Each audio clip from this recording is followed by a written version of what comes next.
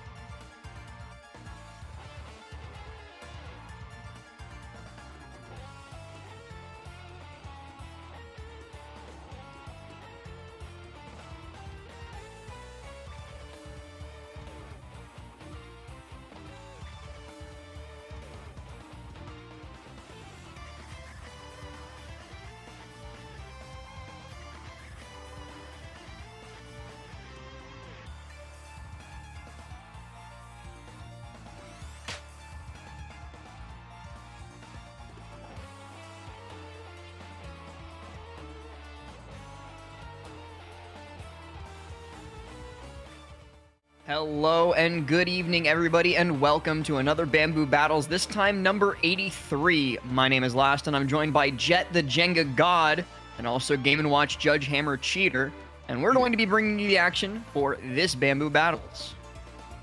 Hey, I'm not gonna say that it was rigged in my favor, but if it was, I probably would have won the tournament. So unfortunately, Only our set was rigged. Only our set was favor. rigged. Okay, that makes sense. Yeah, well, I'm excited to be casting here with you. Bamboo Battles number 83. That's a lot of Bamboo Battles. Been here for a while. More than 1 year of them. This started during. I don't think Bamboo Battles itself started during quarantine. I'm pretty sure there were a couple of them pre-quarantine, but it certainly wasn't like a weekly thing back then. And then it became a weekly thing during quarantine just to give, everybody something to do while they're stuck at home. And it's progressed to this point, and now here we are. We're having a good time, and we got, almost 300 entrants tonight, 297 people, and we're heading into the top 64 now. I believe winners round 2 of that, so top 32. And we have 2 exciting competitors today. We're gonna do our best with these names, but they are not exactly the easiest ones to pronounce. I believe it's Troy and Ballsy. I'm gonna say it's Bolts, just because it sounds like bolts, and Rob is a bucket of bolts. So that's the canon. Bolts. Okay, I'm That's down the canon that I've decided with just now in my head. On the other side, it's either Troy or Trois, maybe like the French word for 3. But I'm gonna go with Troy just because that's easier to say. And we got a DK versus a Rob. Not the most fun matchup for DK, as we can. Oh, okay. Wrong stage. Yeah, I was about to say Hollow Bastion, not a starter stage, so I was kind of surprised to see them go for it to start us off. And well, we're not going for it to start us off. Yeah, actually, it seems like Troy had to go through another Rob right before this, playing Super Static in the previous round with a little 2 over them. So always good when you're completely warmed up for the next round. And yeah, it's a nice little warm up, but I wouldn't say that Baltz is coming in here unprepared as well. Their previous round was versus a Bowser, and while it's not the same matchup, it is the same concept, right? It's a big heavy thing that you can combo a lot and don't want to let get in on you, because if you do let them get in on you, they're probably going to destroy you. And so it's, the same general concept of mid-ranging. And now we'll actually get into our first match of the night, which is going to be on Battlefield, not Hollow Bastion. Yeah, makes a heck of a lot more sense. And already starting off with a nice little combo off the gyro, double back air. And it seems like Baltz is taking advantage of this platform layout really well, not letting Rob get in on him through those descending hitboxes that Rob loves to do with that big spinning neutral air. But the gyro control is really nice in the center of the stage, and we're gonna see if Troy can counteract that with a little bit of range of his own. So far, Baltz has just kind of been struggling to get those initial hits off, but now, oh, that's so unfortunate. Gets one down tilt into the fair to send off stage, and I guess Troy just buffers an air dodge and does not make it back to the ledge. And all of that work that he did to build up a lead, all of that work that he put in is just completely evaporated, and he's going to have to work twice as hard to even have a fighting chance at this instead of just trying to maintain his lead. Yeah, but it seems like he's still doing well on this stock, and right now Baltz is struggling to land that initial hit once again, like you were talking about. But once they do, that one big hit can lead to a heck of a lot of percent. And we see the gyro thrown off stage, and we're gonna see. Okay, so it seems like he is going for. Oh wow, just goes for that down B and making sure they're still gonna follow up after the air dodge. And good mash there, not gonna get caught with any shenanigans off that down throw this early. Not at this percent, not gonna make the mistake of either 1, not mashing, or 2, mashing too slow and getting caught by either up smash or up tilt, but it's not really gonna matter when you get caught rolling in. That Rob back air just covers so much of the stage, so you're gonna lose that stock there as well. And Baltz showing no signs of slowing down, already got 22% out and still holding on to the stock as they get the back throw to send a ledge, but finally it's the back air from Troy that connects to take the stock of his own. This is not looking good for the DK, though, as now he's off stage. Now he's without a jump against a Rob looking for an edge guard. No, just opts for the ledge trap instead. And another unfortunate air dodge, and that's going to be it. Oh. Unfortunate for Troy, every time it seems like the pressure in the corner was just a little bit too much for them, and sometimes you get caught trying to either roll or shield or something, and then Smash Ultimate decides you wanted to air dodge off stage. You didn't want to do anything else.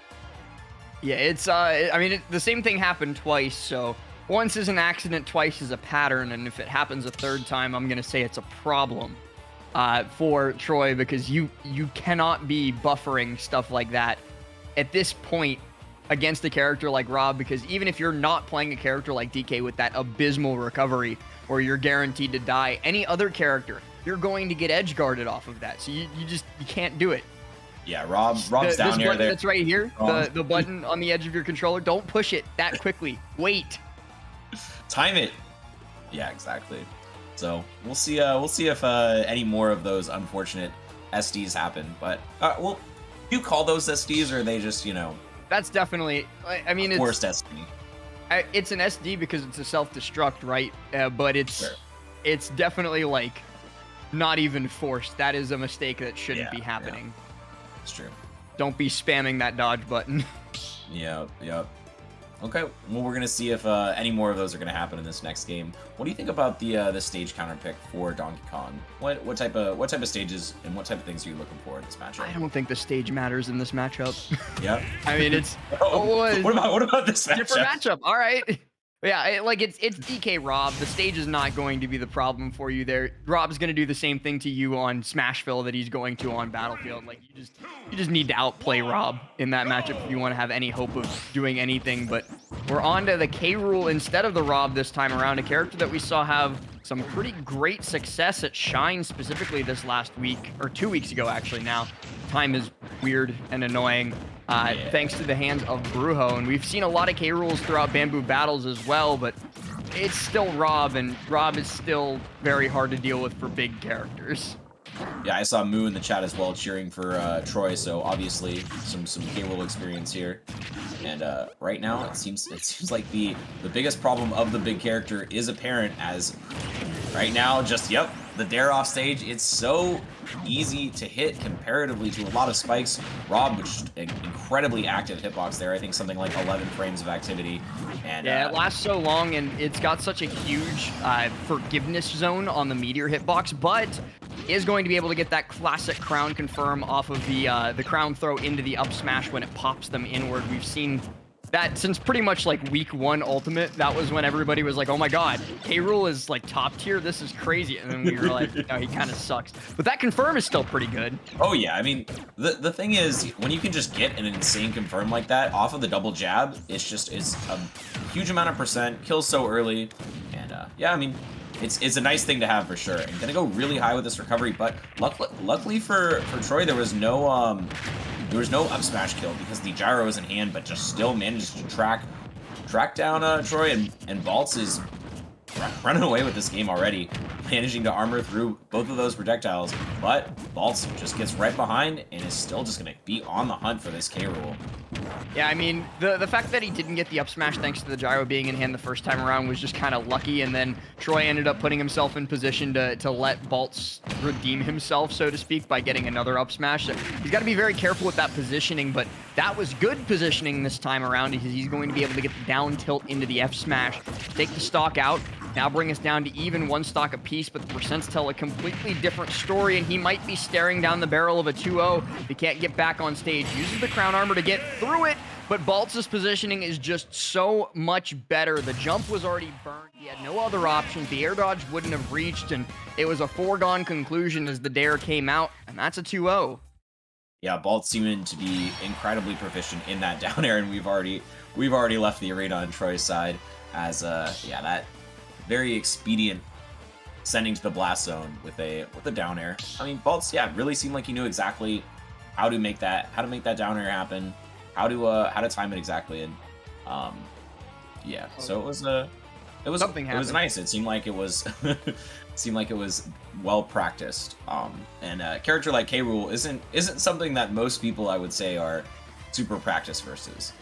Yeah, I mean, the thing about fighting a character like K. Rool is like, yeah, you're gonna get matchup checked by some things on occasion, but like if you're playing a character like Rob, like you're playing a high to top tier character, matchup checks aren't particularly going to matter. Just run them over. And Baltz kind of did that then and there. We see this here again. Only managed just to get around the fair thanks to the crown, but the positioning was all wrong, and Baltz was able to close it out nice and easy. And great use of gyro throughout the set as well. Forcing jumps, forcing rolls, forcing just ungood, not good positionings from Troy, and then punishing them immediately after. So just really good stuff. We're going to be seeing more of Baltz later, as I think they just qualified for top 16. Yeah, they're going to be moving on to winners quarters to face off against Maddox, the Steve, and Sephiroth. That's a weird character combination. But yeah, Maddox actually taking out Frog, which was pretty cool and a little bit surprising. Frog very surprising, but it was, I mean, it was Frog, Steve, and Diddy. Yeah. Not the Bayo. Not the Bayo, so not as much of a huge upset because it wasn't Frog's mains, but Frog's still a very, very good player, so. Absolutely. Okay, so that's gonna be it for that game. We're gonna be looks like next, I think I see it on the bracket. We're gonna see Freezer versus Pete Bro. Yeah. Little Mac versus Mega Man. I don't think you need an expert to tell you that this matchup's not going to be fun for Little Mac. No. I do imagine a lot of bouncing on top of the dog is going to be happening. We're gonna be up in the sky, watching Little Mac from the bleachers, the nosebleed section. And so you said earlier you know a little bit about Pete Bro, right? Yeah, Pete Bro, actually originally from Tri-State, now living in Texas. Is a pretty good friend of mine and a pretty good kind of like a sleeper hit Mega Man. He doesn't really enter too often, but when he does, he usually does pretty good both on Wi-Fi and offline. Just a very good player overall, and great dude. We're gonna see wrong stage once again. It seems to be a tradition. A tradition so far for this Bamboo Battles. Bamboo Battles number 83, the wrong stage every single time. It's reset at the start of every single set.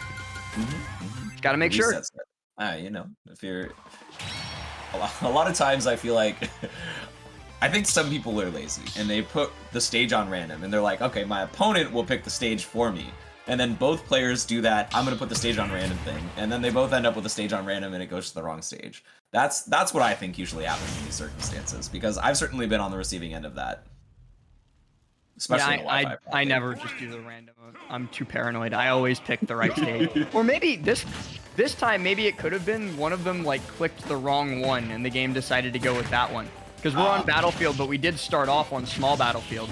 And yeah, we already talked about this. This is probably how this matchup's going to go. Just Pete Bro using both the platforms and Mega Man's very, very good vertical mobility with the double jump and, what's the dog's name? Rush? Yeah, Rush. Yeah, using the double jump and Rush to just stay above Little Mac, where he doesn't really have the ability to do all that much. Landing right on top of him there, getting the up tilt. Now sending him off stage, trying to get the edge guard, but Freezer's actually able to get back up on the stage, and now he's just standing there menacingly with KO punch and gonna miss. Yeah, it seems like there was an attempt to use the armor on that neutral B charge, but he just went right in there and used an uppercut of his own. Yeah, that up tilt very strong, but F smash a little bit stronger, as despite all the work Pete Bro has already done, first stock goes in favor of Freezer. Well, I mean, that's the thing about playing against Little Mac. Eventually, at some point, he's gonna find a smash tap on you. That's something that's completely unavoidable. So, impressive avoidance for a lot of the game. But at the end of the day, it really doesn't matter how many hits you get on Little Mac if you're not getting that kill. But back air to back air, probably gonna set up for a position to get the kill. Yeah, nice usage of that metal blade to fake out the counter and get the kill with that. What is it? Hard knuckle? Yeah, hard knuckle. It's there. It's all there to me. But yeah, good stuff to Pete Bro, finding that stock, equalizing everything, and now taking a very slight percentage lead. And I think he's realized after that first smash attack hit him right where it hurts, he's like, all right, I'm playing my game, I'm not playing his game. We're staying as far away as possible for this set. That's going to be down throw back air. Now fair to continuously punish him for trying to jump up, but misses the F smash of his own. Gonna let Freezer back on stage, and that's a dangerous spot for Pete Bro to be in, so he immediately retreats to the platforms and the ledge. Oh, look at that little interaction there. He went for an up tilt, and it lands him on the platform, which sort of is a nice counterattack option, because if Little Mac comes up and tries to hit you right there, you're going to get that uppercut. And if he doesn't, you're basically safe on the platform, because Little Mac does not have good abilities to chase you up there, except with that side B, which is super committal option. And yeah, I was about to point out the see side B being a possibility, but that's the problem with it, is you have to commit to it. KO punch now out, the crash bomber's on him, so he has to be careful because the shield pokes are going to be very potent. Just barely misses out on the down air though, so Freezer going to be able to recover back to stage. Continues to hold on to this stock despite what seems like things to the contrary. Throwing out lots of these smash attacks, connects with one. Now Pete Bro on the back foot, and the F tilt connects, takes the stock. It seems like Pete Bro was trying to run away, use some sort of a projectile option there, but unfortunately for them, Freezer was just a little bit too fast on the approach and managed to get the kill there. Another up tilt as a counter attack. Seems like this ground to ground is working okay, but at the same time, eventually every single time Freezer has managed to track down Pete Bro, find a hole in his defense, and get that kill. Right, like Pete Bro's movement's been looking phenomenal throughout this. He's done a great job of just dancing around Freezer's shield and finding the pellet hit there to interrupt his recovery so that he falls to his doom. But like you said, it's a war of attrition, right? And when Pete Bro eventually shows one crack, Freezer's been able to repeatedly find the KOs as a result of it. And that's the big problem. If you have to play perfect the entire time, it's not a good strategy, because eventually you're going to make a mistake.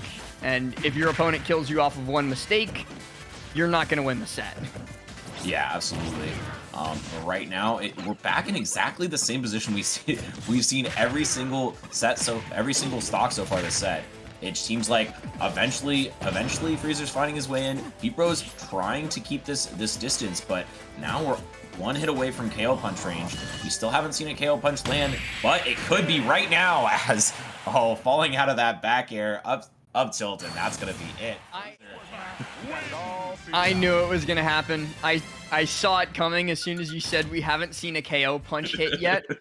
I felt the curse activate in that very moment. He fell out of the back air, just did turnaround KO punch while Pete Bro was stuck in the end lag. Oh man, that is not a fun way to lose game number one. Yep, you do so much work as a character like Mega Man against Little Mac, and you're like, oh, I've won 90% of the neutral interactions, but then that 10% you lose. It doesn't matter if you're dying at 70.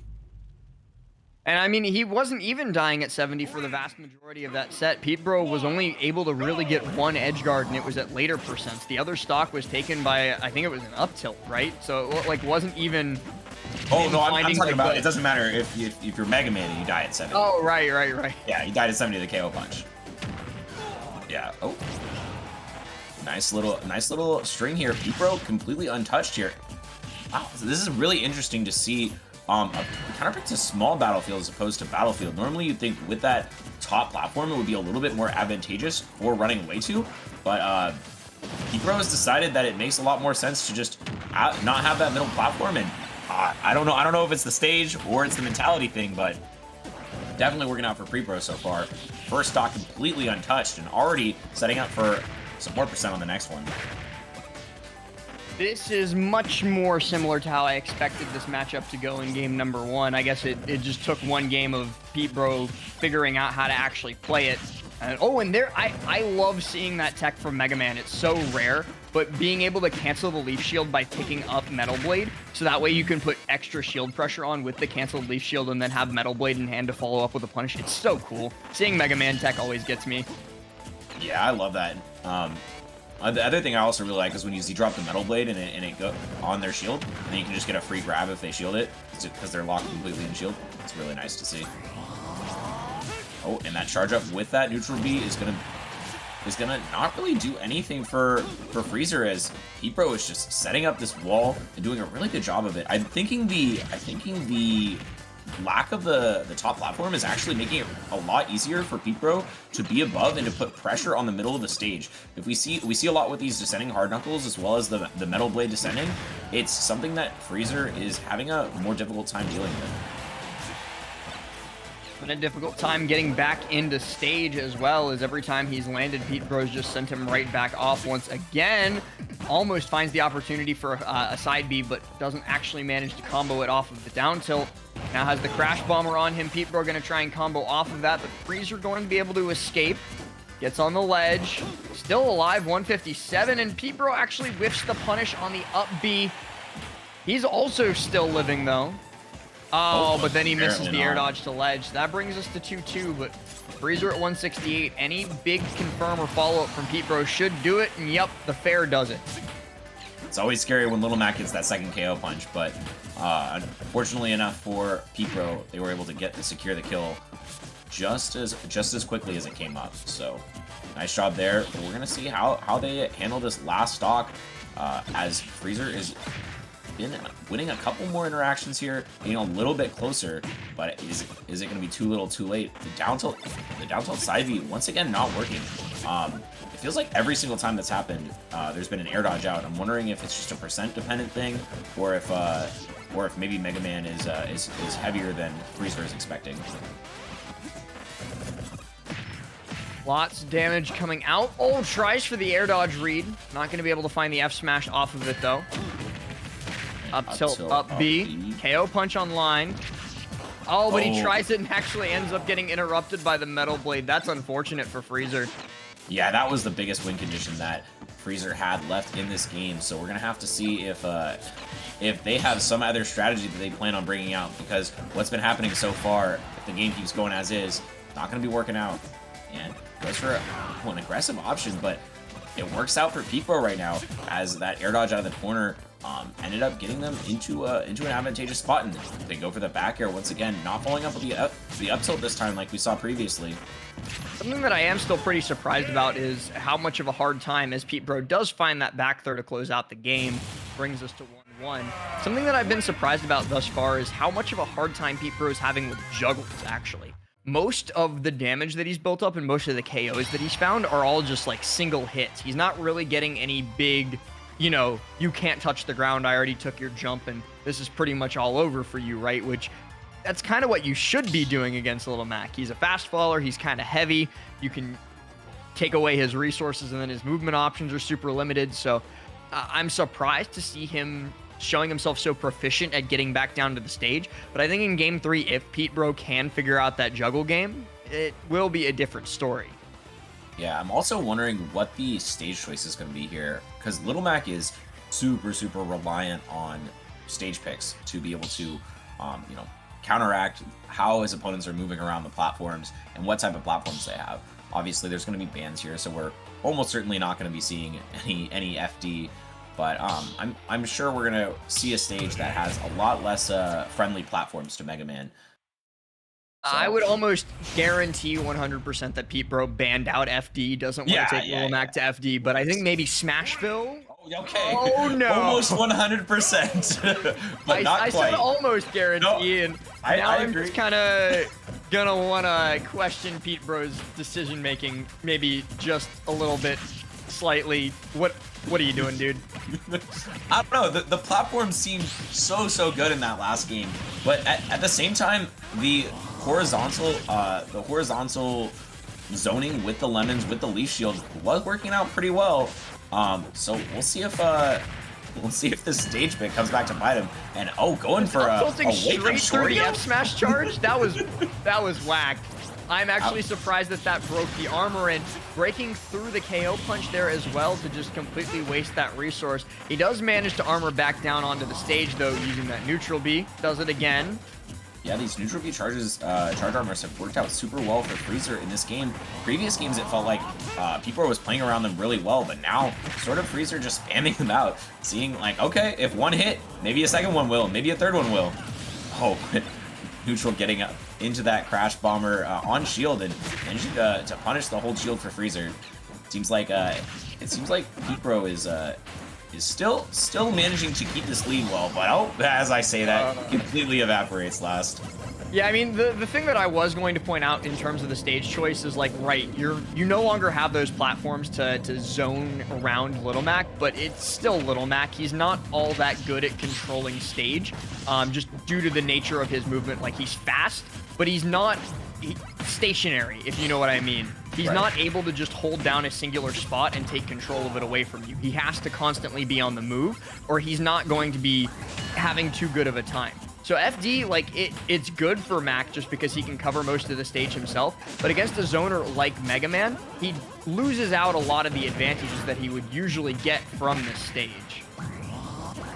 Yeah, I mean, this horizontal zoning for P-Pro is looking impossible to deal with for Freezer right now. These forward smashes, as well as crash bombers and lemons and leaf shields, seem like a impossible wall to get through. And even though you're so fast as Little Mac, it doesn't matter how fast you are when there's a wall of energy coming at you. And right now, energy continues. P-Bro finds the Metal Blade into fair to take the stock. Only 68%. Actually, I say only 68%, but we've seen him die earlier thanks to a couple F smashes. And now an F smash at ledge certainly will take the cake. And he's looking for it. Freezer wants it. Yeah, he did sniff out that air dodge, but unfortunately, P-Pro did drift a little bit too far away for that to confirm. And now P-Pro giving you lemons. What do you do when life gives you lemons? If you're Little Mac, apparently you just eat them and be really unhappy. Throw them at your opponent, maybe. P-Bro, though, finds the up tilt, remedies the mistake of not camping hard enough for game number 1. Wins out game number 3. Gonna be moving on into the bracket, I believe, to face off... Oh, that part of bracket, I can't tell you who he's gonna be facing off against because that part of bracket is not there yet. But regardless, that is another person stepping their way into winner side top 16. Gonna be joining the likes of Osh9, Mr. Cheese, Tona, Maddox, Baltz, and now Pete-Bro. Yeah, P-Bro securing their spot pretty far into this bracket. Always good to see well, your homie doing well. So happy for you and your homie. Yeah, shout out to Pete-Bro. Just all around great dude. If you haven't had the opportunity to talk to him, I highly recommend just chilling. Yeah, this is a really nice early kill. I mean, 75% on Little Mac, like that's you're normally expecting to give it that percent, not to knock them all the way up into the blast zone. Yeah, I mean, Mega Man up tilt is literally just a Shoryuken, right? It hits hard. Shoryuken in Smash. I mean, he is a Capcom character, and Capcom makes Street Fighter, so yeah. He should have a Shoryuken. That makes sense to me. It makes a lot of sense. But it looks like up next we're going to be seeing the return of Baltz. It's going to be Baltz versus Maddox, who is, I mentioned earlier, Sephiroth Steve co-main, which is a little bit of an odd combination, but I respect it. You know, he just likes the characters that came out the latest. You know. Yeah. But maybe there's a Kazuya in there too. Who knows? Both characters that, in my opinion, lose to Rob though. So we'll see what Baltz can do against Maddox. Maddox.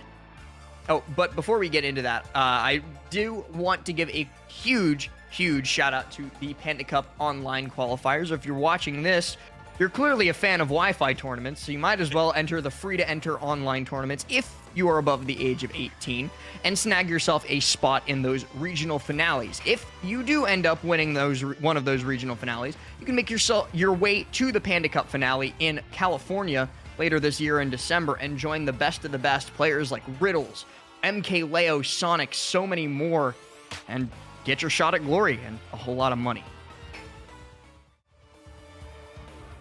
Yeah, that the Panda Cup online qualifiers are always fun to see. All the people sort of come out of the woodworks who don't normally play Wi-Fi tournaments. You see the mainstays of Wi-Fi for sure, but it's also fun to see those. We saw people like DeBuzz come in for one of those recently. It's just always fun to see people play against matchups they normally don't get a chance to. Yeah, it's always odd sometimes, but it's very interesting. Like, where else are you going to see DeBuzz fight? Oh, never mind. Just at his local. I was going to say, where else do you get to see DeBuzz fight an army of Steves? But it's every week. That's just New York. That's just tri-state. Yep. Yeah, I think Esam entering that one too. Yeah, so lots of people for sure. And like you said, right now we're gonna be waiting for Maddox and Baltz. Yeah, it looks like Maddox is already in here, so we just gotta wait for Baltz to join on up. Yeah, Steve or Sephiroth versus Rob. I think most people consider. Well, you said you think they're winning for Rob, but I think generally the consensus I heard was that they're relatively even on both sides. But you know, relatively even versus Steve is winning for most people. Listen, I've seen like Anathema versus Steve. I've yeah. seen Zomba versus Steve. Okay. And both of those players have made me believe that that matchup, if played correctly, should be undoable even for the best Steves. Just because, like, no matter what they do, Gyro interrupts them, Laser interrupts them, and then when they get in close, Rob actually is one of the few characters with boxing tools to go toe-to-toe with Steve. That, alongside the fact that he's super duper heavy, means that when Diamond comes out to play, he's not going to be dying at 60 like everybody else. Gets to die at 90, and that's pretty nice in that matchup. But like just the fact that Gyro beats both minecart and can interrupt mining really easily as long as they don't have the wall set up is very good for Rob, because when they're off stage and they're trying to minecart back to stage, usually something that you just kind of have to grin and bear. If you're playing a character like another character, you see a Steve minecart off stage and you're like, oh, I guess I'll ledge trap. Cool. Yeah. Rob, though, he Rob throws does out that have gyro. Gyro and the forward air too. Yeah, just throws out gyro and then chases once they're out of resources. Easy peasy. Yeah, and I think also one of the better characters at dealing with walls, Nair, is a really nice move to counteract walls, because even if they like try to F smash your landing, it's so safe that like you can basically just land in a position where if they're trying to attack you, you just shield it and then you punish them for whatever option they did. And down tilt, also really fast move to be able to break the bottom block, and you can always do it safely and react to whenever they try to counterattack you with it. So yeah, I do think Rob is a very good choice versus Steve. I definitely agree. Versus Sephiroth, I don't even think it's much of a question. Sephiroth, his like big defining characteristic is that he can out zone you with that big disjoint.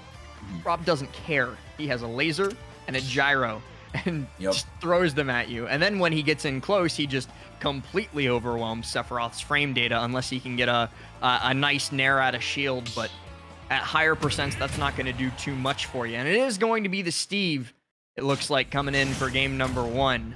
As we get into this, let's see if it's the wrong stage again, and we'll have to reset. Yeah, unsurprising we're seeing this Steve.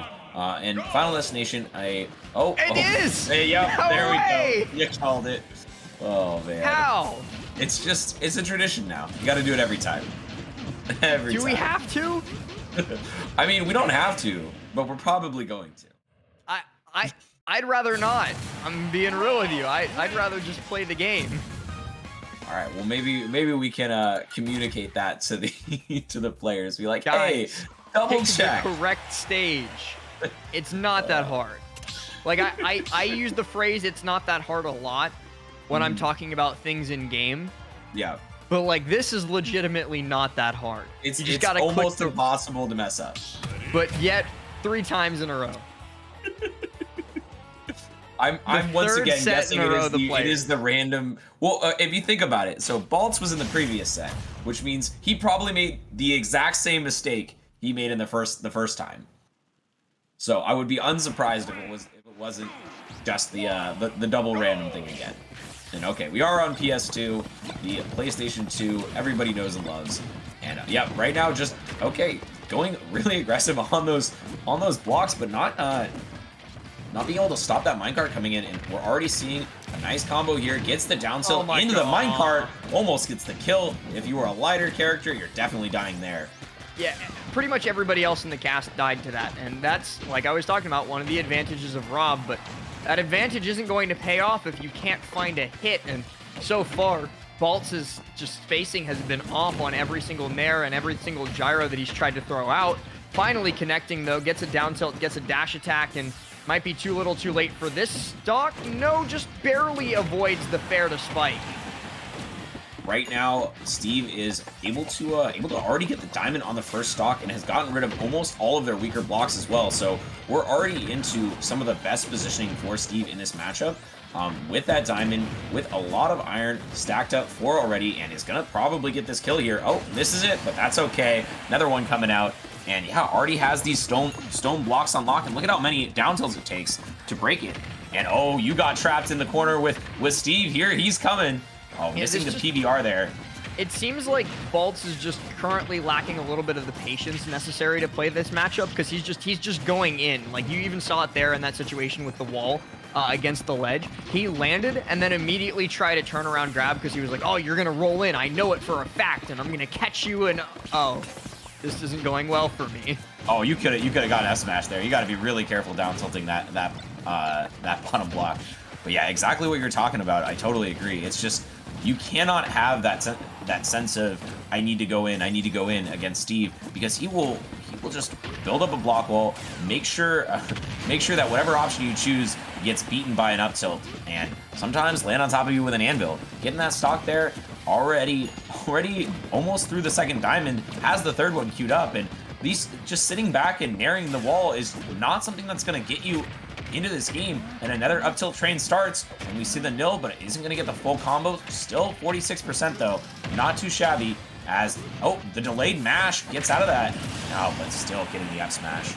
Very smart for Maddox to avoid mashing in that situation just so that they would have the opportunity to avoid the up smash, but it still seems like Baltz is a little bit too overeager. They're dashing in, they're whiffing grabs, they're whiffing nairs, they're not using the right tool for the right situation, and instead looking for the be-all end-all, and they're hoping that it's nair, but when they're missing almost every nair they're throwing out, stuff like that is going to happen, and Maddox takes game number 1 strong 2-stock.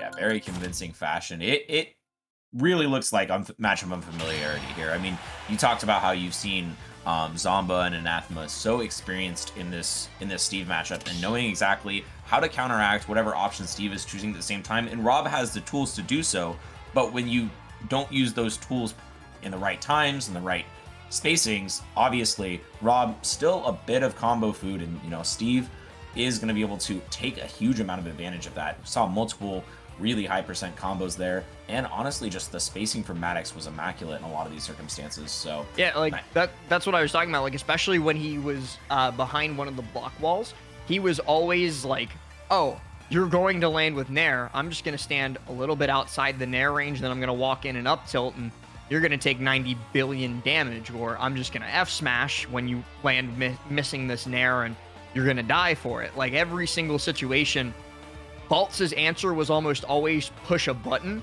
and Maddox was just like, he was waiting, his eyes were glowing, he pushed up his glasses, and then hit him for it.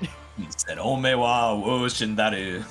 That was like the worst pronunciation of that sentence I've ever heard. I can't believe you just did this. Hey, it doesn't matter, because you know exactly what I meant. It's true. You got me there. All right, moving on into game number 2. This time for real on FD. It was the false start in game number 1. Yeah, this is a stage traditionally Steve's like a lot, but Rob also super comfortable here, does have that ability to send you off stage with those gyro combos, but right now, just getting a nice big Steve combo, and we're going to see if there's any sort of edge guard here. No, just goes for the TNT, but unfortunately for Steve, Rob is able to go all the way over the top of that one. But once again, we're sitting in the corner, we're farming up materials, and Steve is doing a really good job of sort of making the approaches look completely inadequate. Built himself a nice little house. He settled down with his gyro wife and went to bed. Oh man, went to go say hi to his gyro wife, and then accidentally got hit and bounced back into an up smash. So rough life for his gyro wife. But okay, right now getting the back air, and you said you survive a little bit longer to that, but unfortunately you ain't surviving forever. And 48% already off the bat with that minecart into the forward air. And yikes! It's looking like it's another runaway game for Maddox here.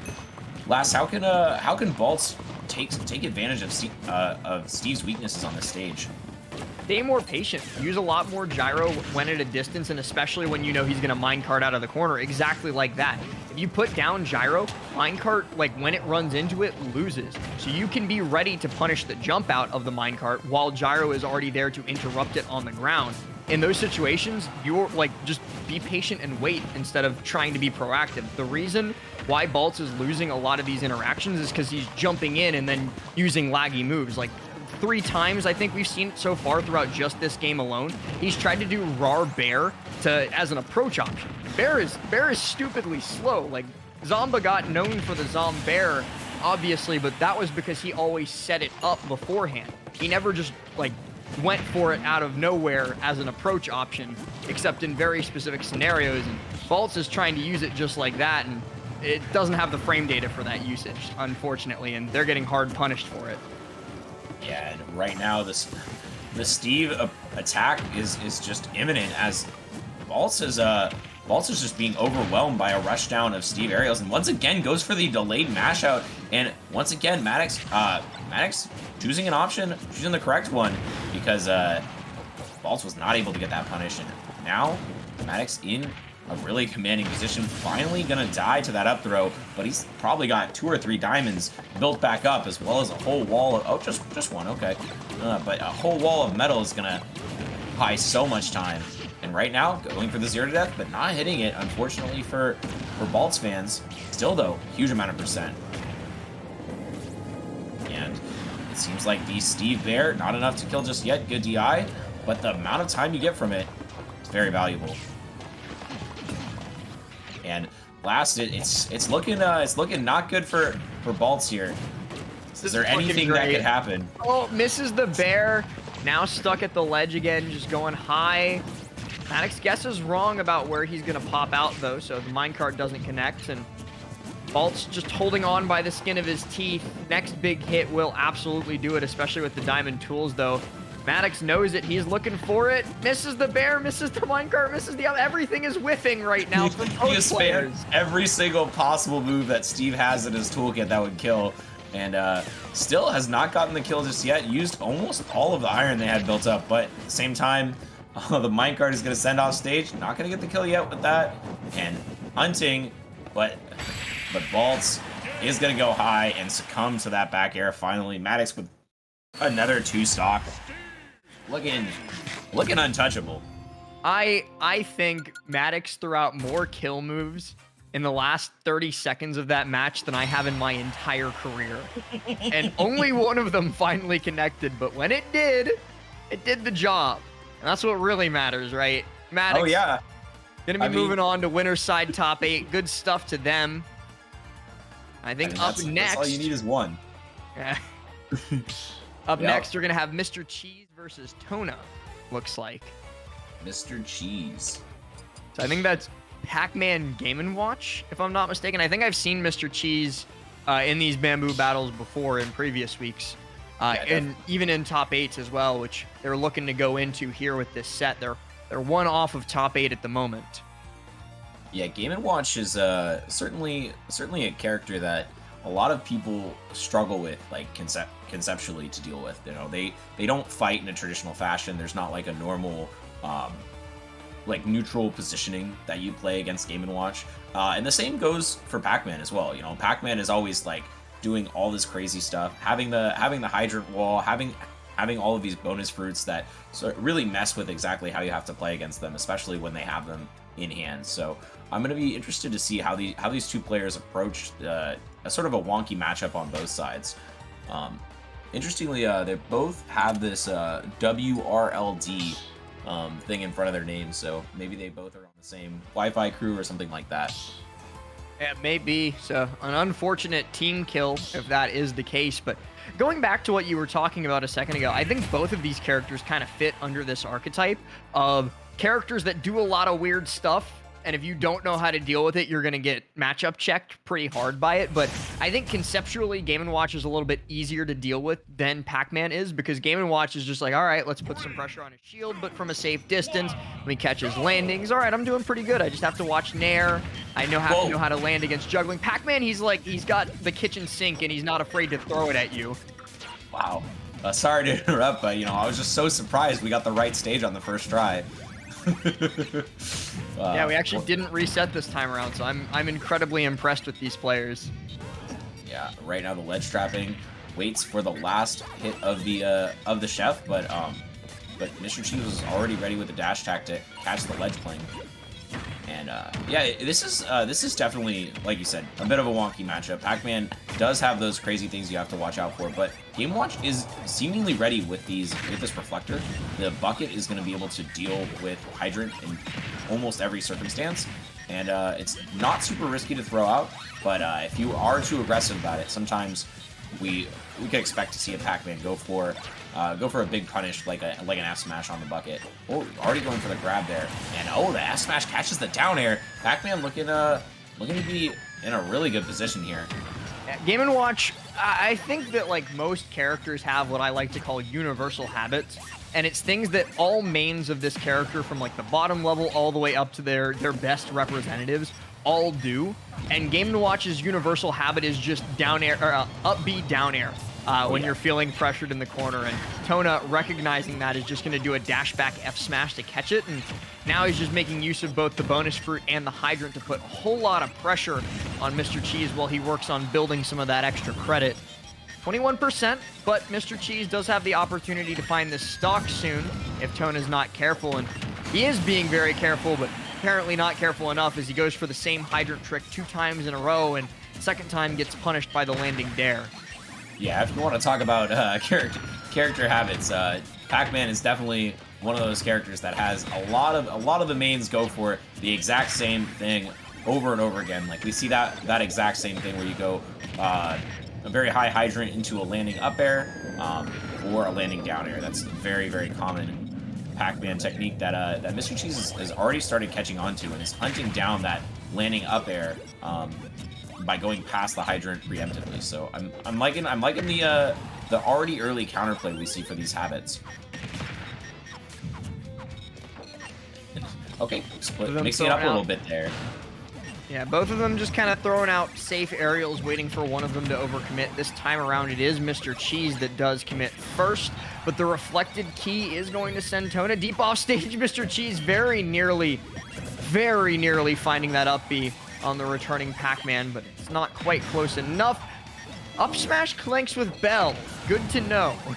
Yeah, Mr. Cheese was actually, Tona was trying to push Mr. Cheese back into that bouncing Bell, but Mr. Cheese did have that up smash, which was protecting them a little bit. The down air is going to get the kill once again. Seems like that's the main kill option right now for Mr. Cheese at this point, and unfortunate. Yeah, basically any hitbox coming out does flank with that Bell, and normally you want to go for that Bell as an anti-air in those positions because it does hit the perfect arc, but unfortunately for Tona, it didn't work out right. Oh, and picks up the Bell when you really didn't want to, but still gets the kill there.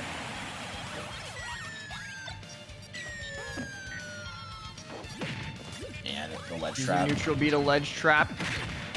Oh, but F smash into the hydrant. There's a whole lot of damage here, looking to extend it even more with this Galaxian. Gets reflected. Mr. Cheese's use of bucket has been phenomenal throughout this entire set.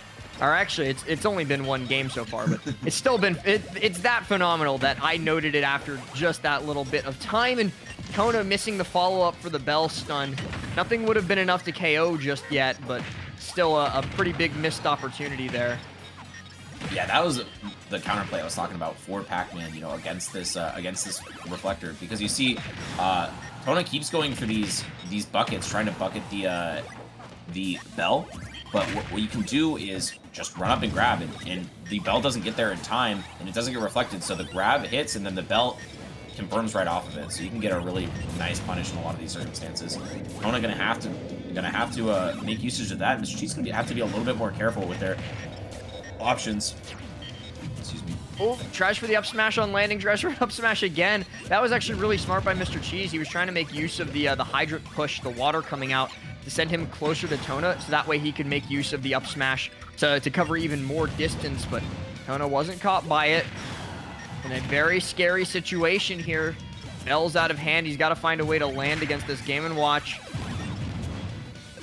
Yeah, I'm really liking the counterplay I've seen out of Mr. Cheese now. And instead of going for just full shielding the Bell, every time he's shielded the first hit of Bell and then up beat immediately as Tona runs up, just sort of counteracting whatever option Tona was going for. So nice counterplay here, and just using the bucket from a safe distance now. Not gonna be letting any punishes happening on it. And oh, Yeah, Tona just very scared to make use of the bonus fruits in that situation because of the threat of bucket, because Mr. Cheese had been using it so liberally, and since he has to abandon the plan of making use of bonus fruit to close it out, he tries to go in and box.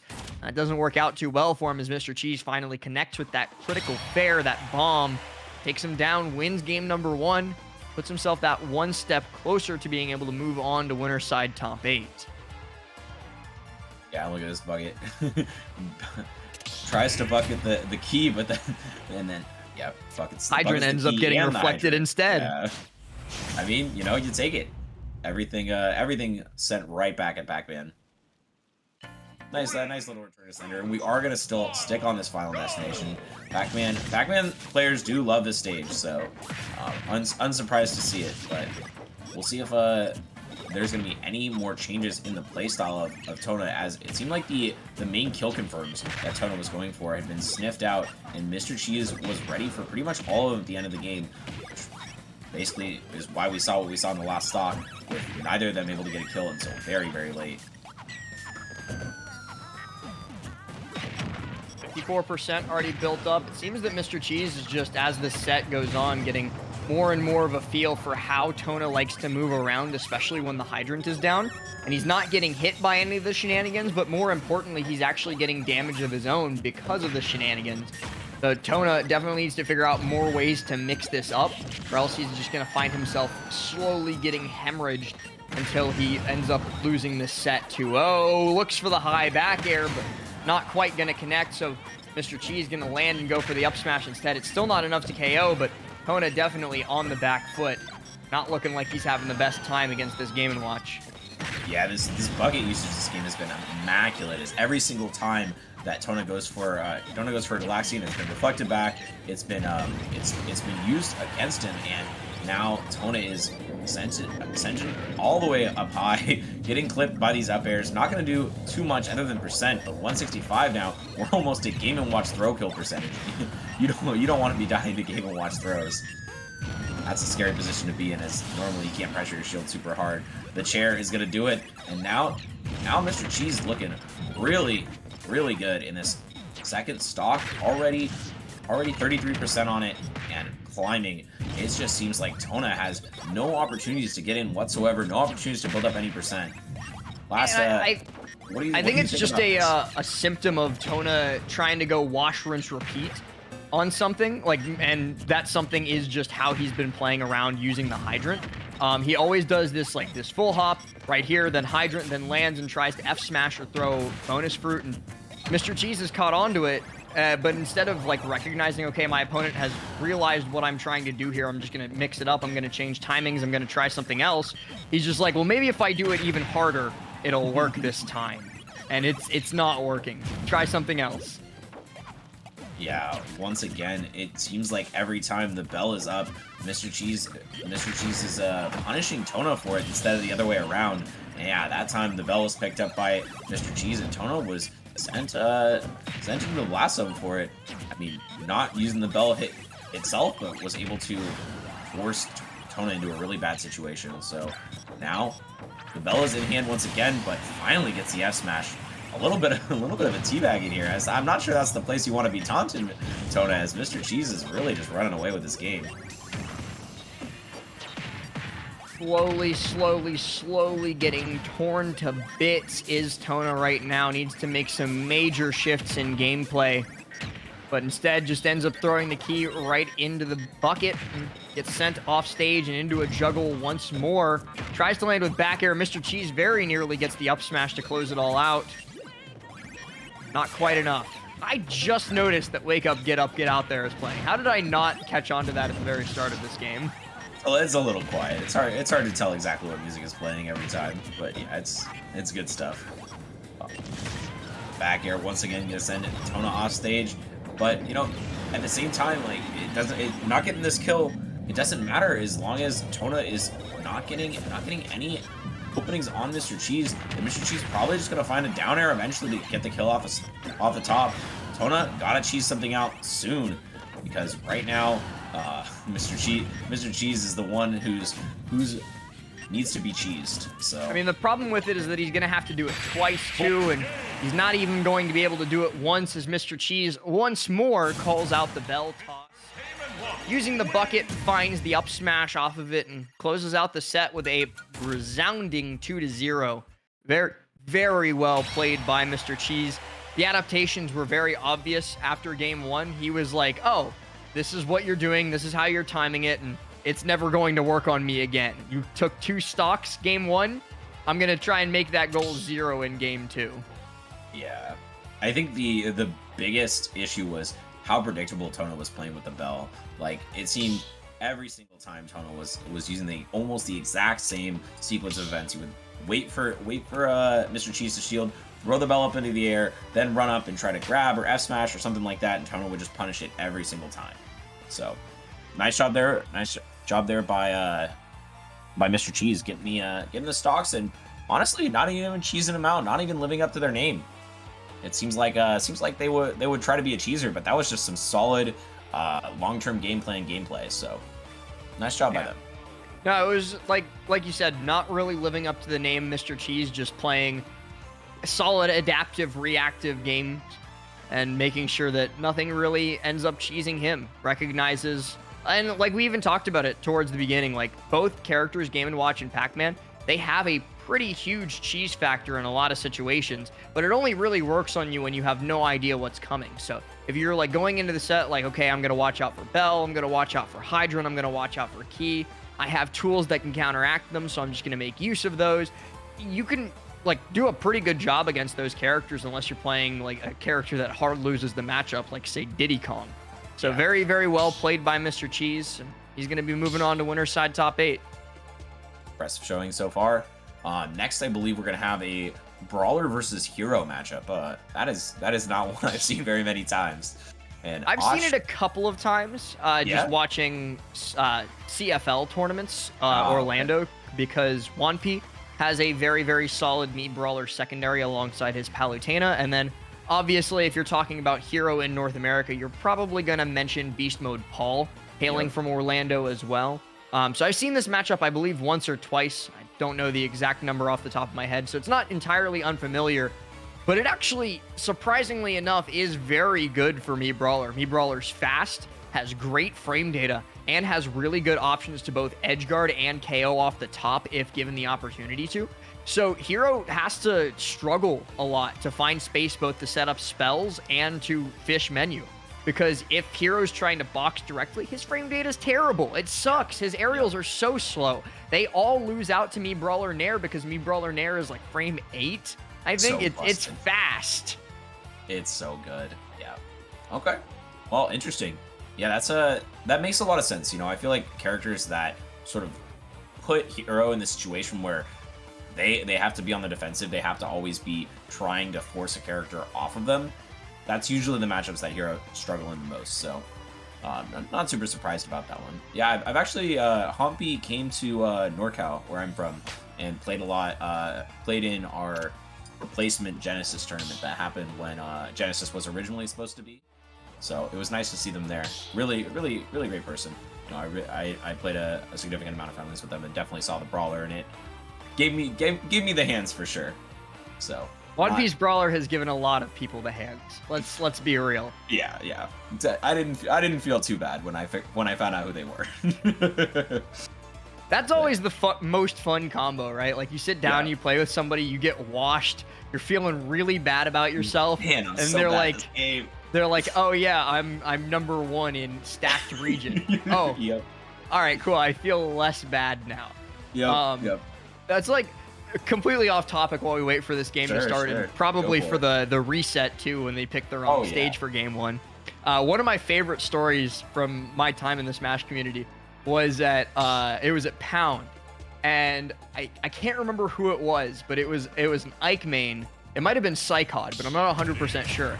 Came over and asked for a money match against Chag, because Chag was playing with like Armadillo, me, and a couple other people. And he was like, I need to learn the Palu matchup. Do you want a money match? And so they money matched. Chag won. They ran it back. Chag won again. And then the Ike, again, who I think was Psychod, was like, hey, what's your tag, by the way? You're really good. Chag was like, oh, I'm Chag. And he just stood up and went, no! had That's no funny. idea I that it love was that. Jack. He thought it was He just saw some random Palu playing, right? Palutena main. Yeah. I love to see it, but we're gonna get into this game right now.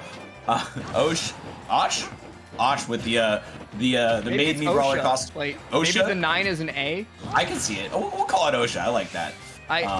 Maybe he's gonna commit a couple OSHA violations. Who knows? Definitely not Steve building out here, but oh wow. That's an OSHA violation. That's an OSHA violation for sure. Yeah, Hero That's with double buffs plus fully charged neutral B is certainly an OSHA violation. Oh man, yeah. If that came into your workplace, you definitely would not be coming back.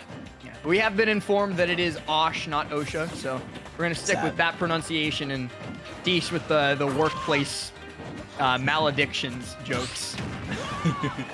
All right, but right now Kage getting hit with that up smash out of shield, not enough to get the kill yet, and Kage is using this bounce really nicely, avoiding any of the shot put interactions that Osh would probably love to be hitting in the sort of linear recovery arcs that Hero has to go for when they're not going for zoom.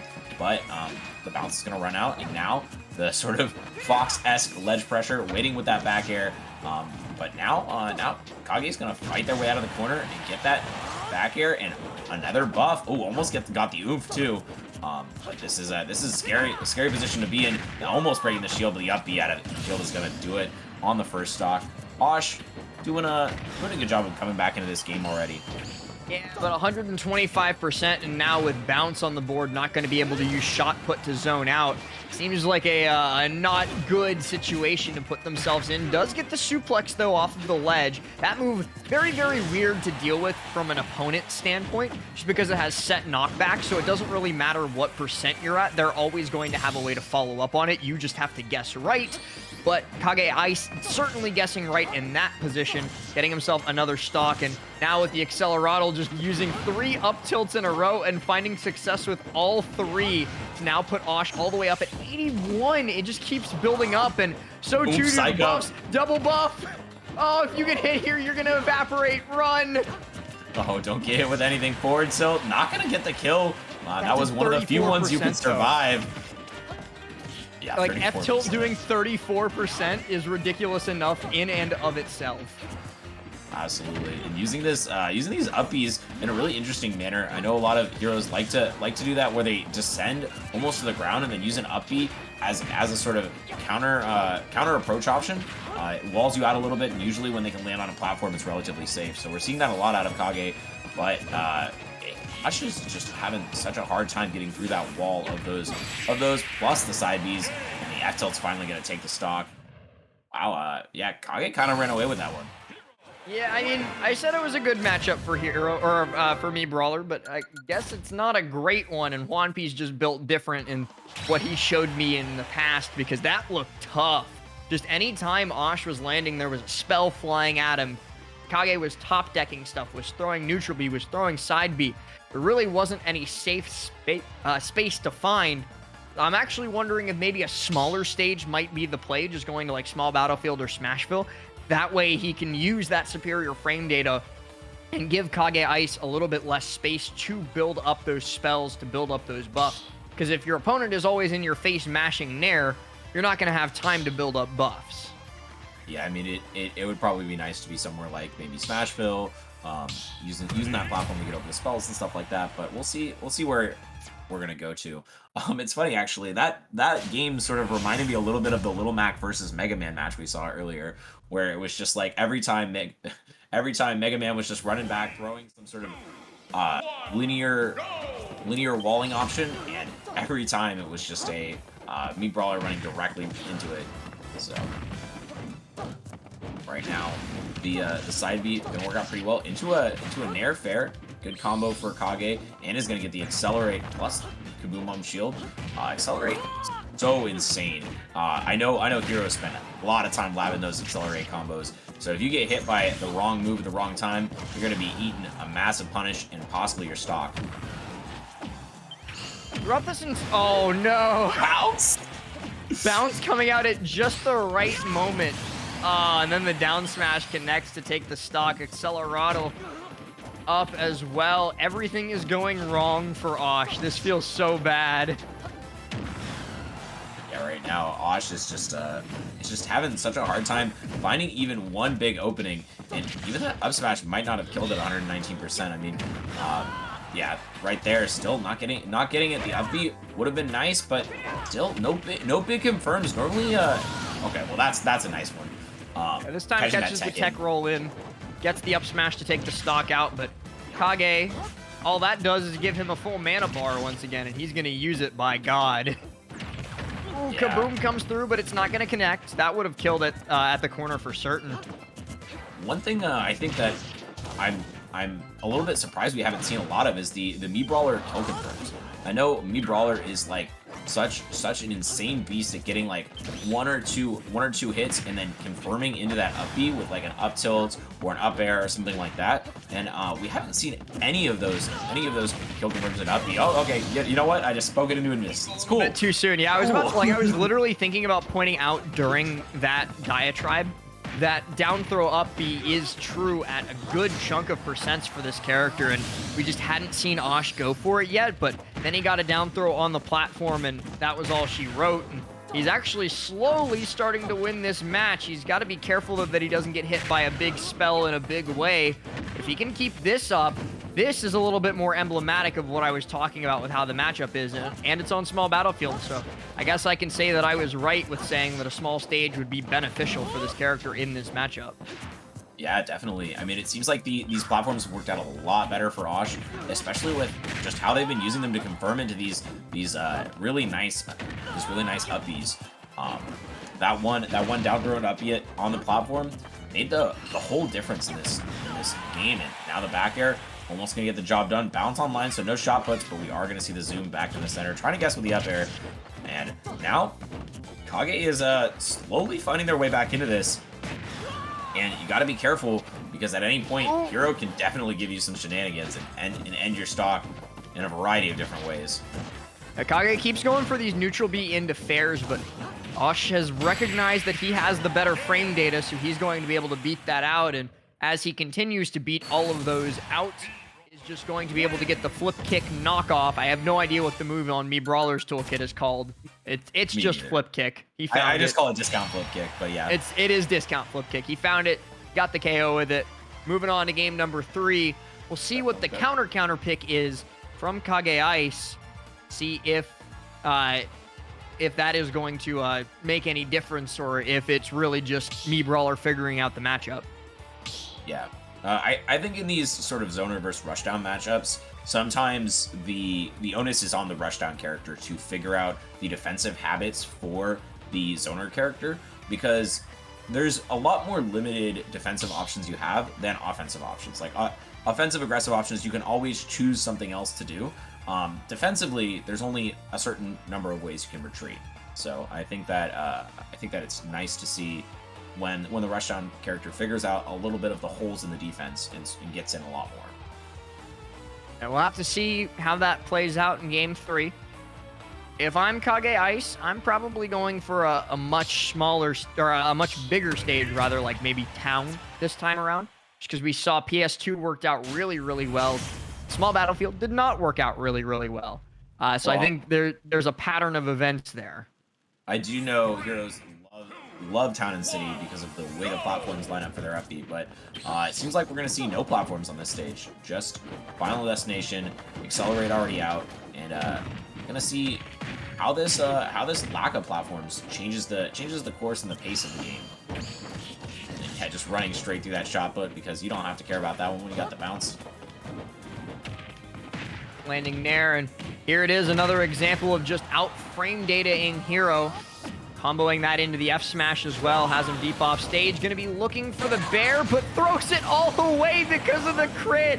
With one up B and into the blast zone you go. Kage pulling back this lead off of seemingly nothing, and another F smash to boot.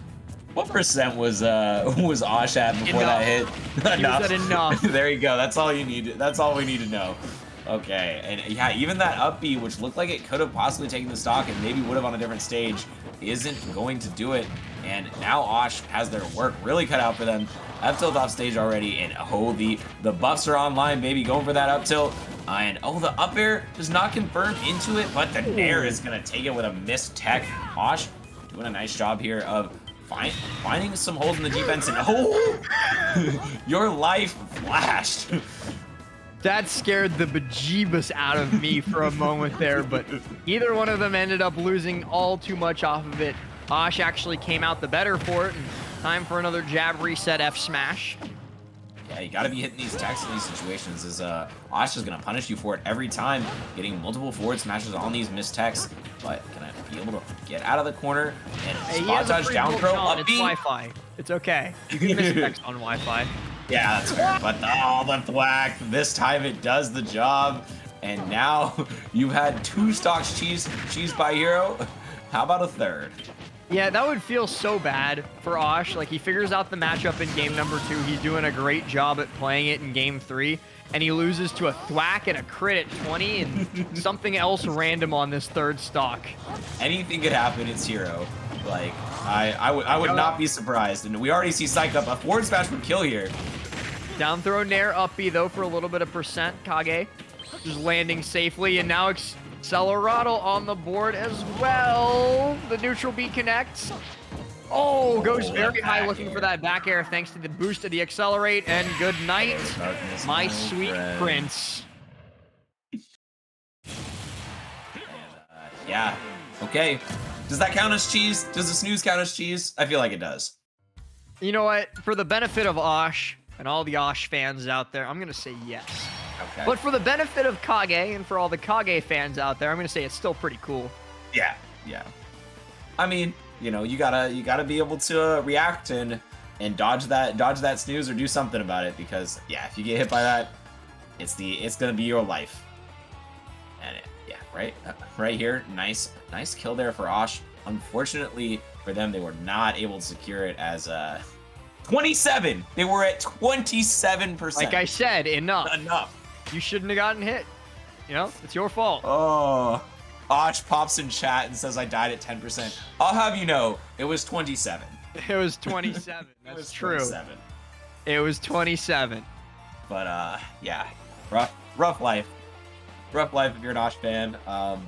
Still though, that was winner's side. Osh has some chances and losers. I know this was a basically unseeded event. So, yeah, this was a due to some unfortunate circumstances, it was mostly random with a couple like of the standout top seeds, like our repeat winners like Aramade or Ven getting seeded highly anyways.